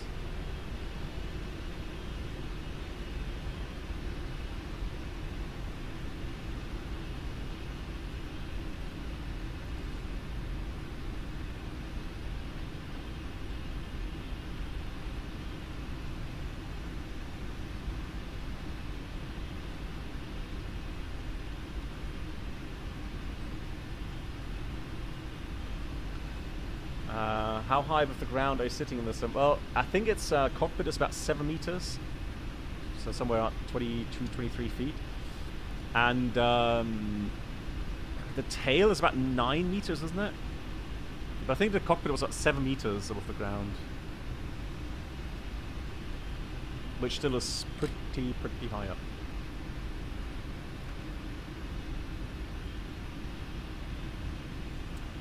Hey, Mitch, 777, how you doing? General info, mutations, general mutations.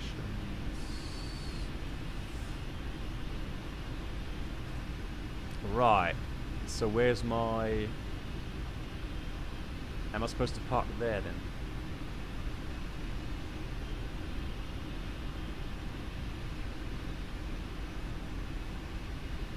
Alright, let's park here.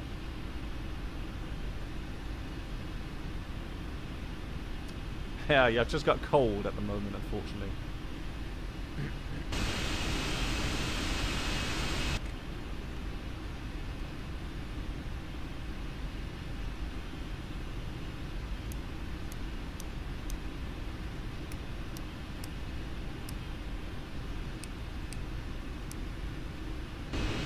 So how are we doing on parking? A bit more.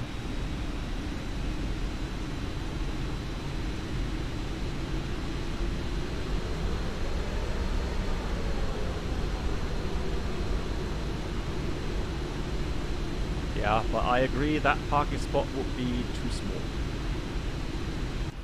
Definitely too small. Parking brake is on. APU is already running. There we go. And we'll have to go.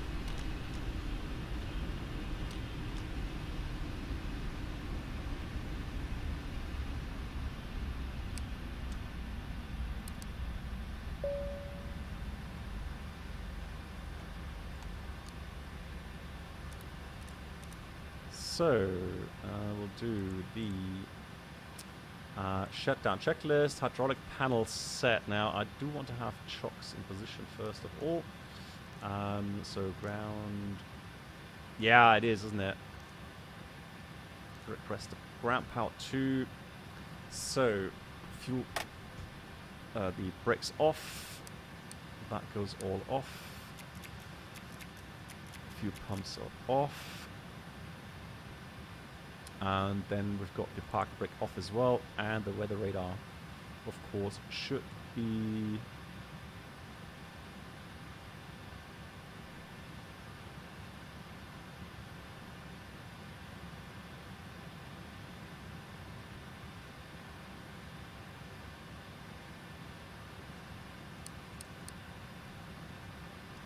Oh, you can only switch it off here, can't you? There we go. All right, that's the shutdown check is completed.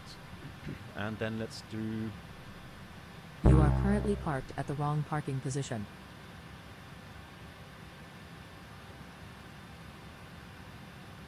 Right. This parking is too small for your aircraft. We will see about that. This parking is too small for your aircraft. This parking is too small for your aircraft. Right. This parking is too small for your aircraft. The boarding requested.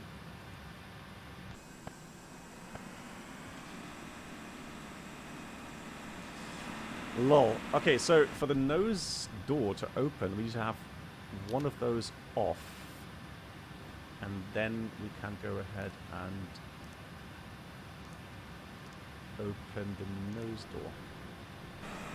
Haha, I love that.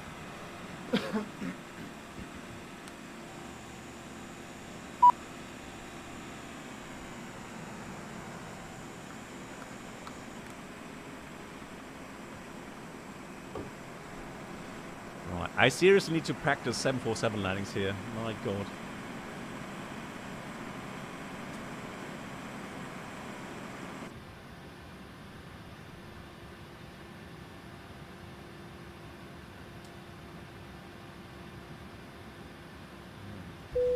I remember Who that do you want to deboard crew? Crew bus is coming. Thank you. I know that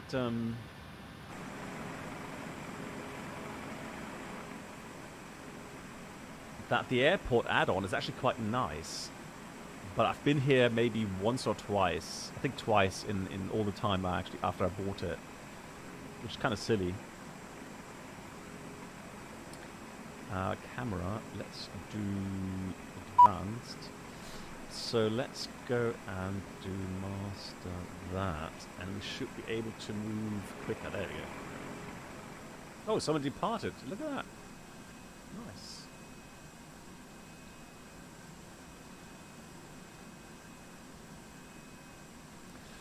Yeah, so this is actually a nicer airport add-on. And I think I actually had made a picture, screenshot, parked here somewhere in the FS Labs, and it actually looked really nice. But I'm not sure if it was daytime, probably it was nighttime or something.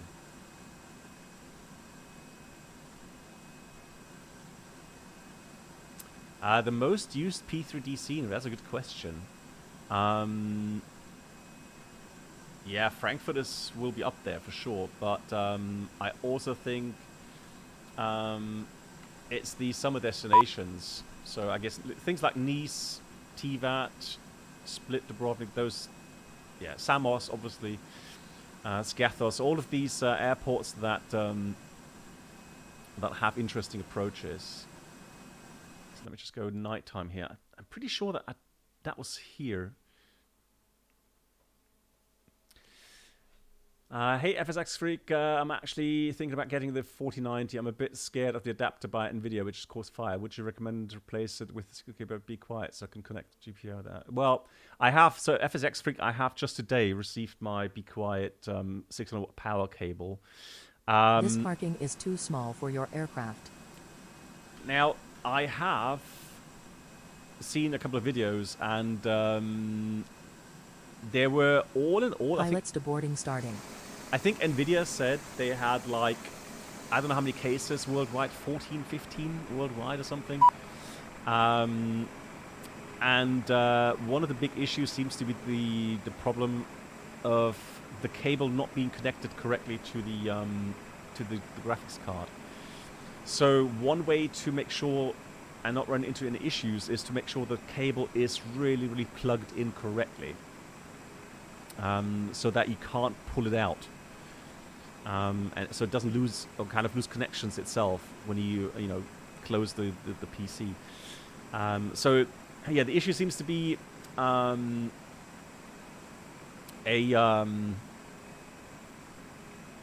correctly connected power cable and then bending of the cable, so it loses correct connection, and the resistance starts to get very high, and that way you have that increase in temperature, which can result in smoldering, or in the worst case maybe fire. I don't know. But that's so rare, and again, I'm not really worried about that. Right, cool.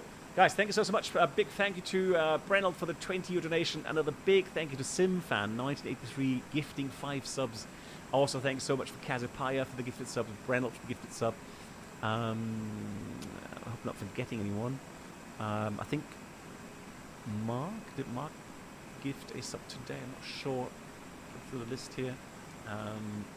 Thank you so much for the support. Right, guys, I'll be back in about 10 minutes, and we're going to fly the FS Labs A320 Sharklet from Frankfurt to TVAT. No, Dubrovnik. Maybe TVAT if we'd have to divert. Who knows?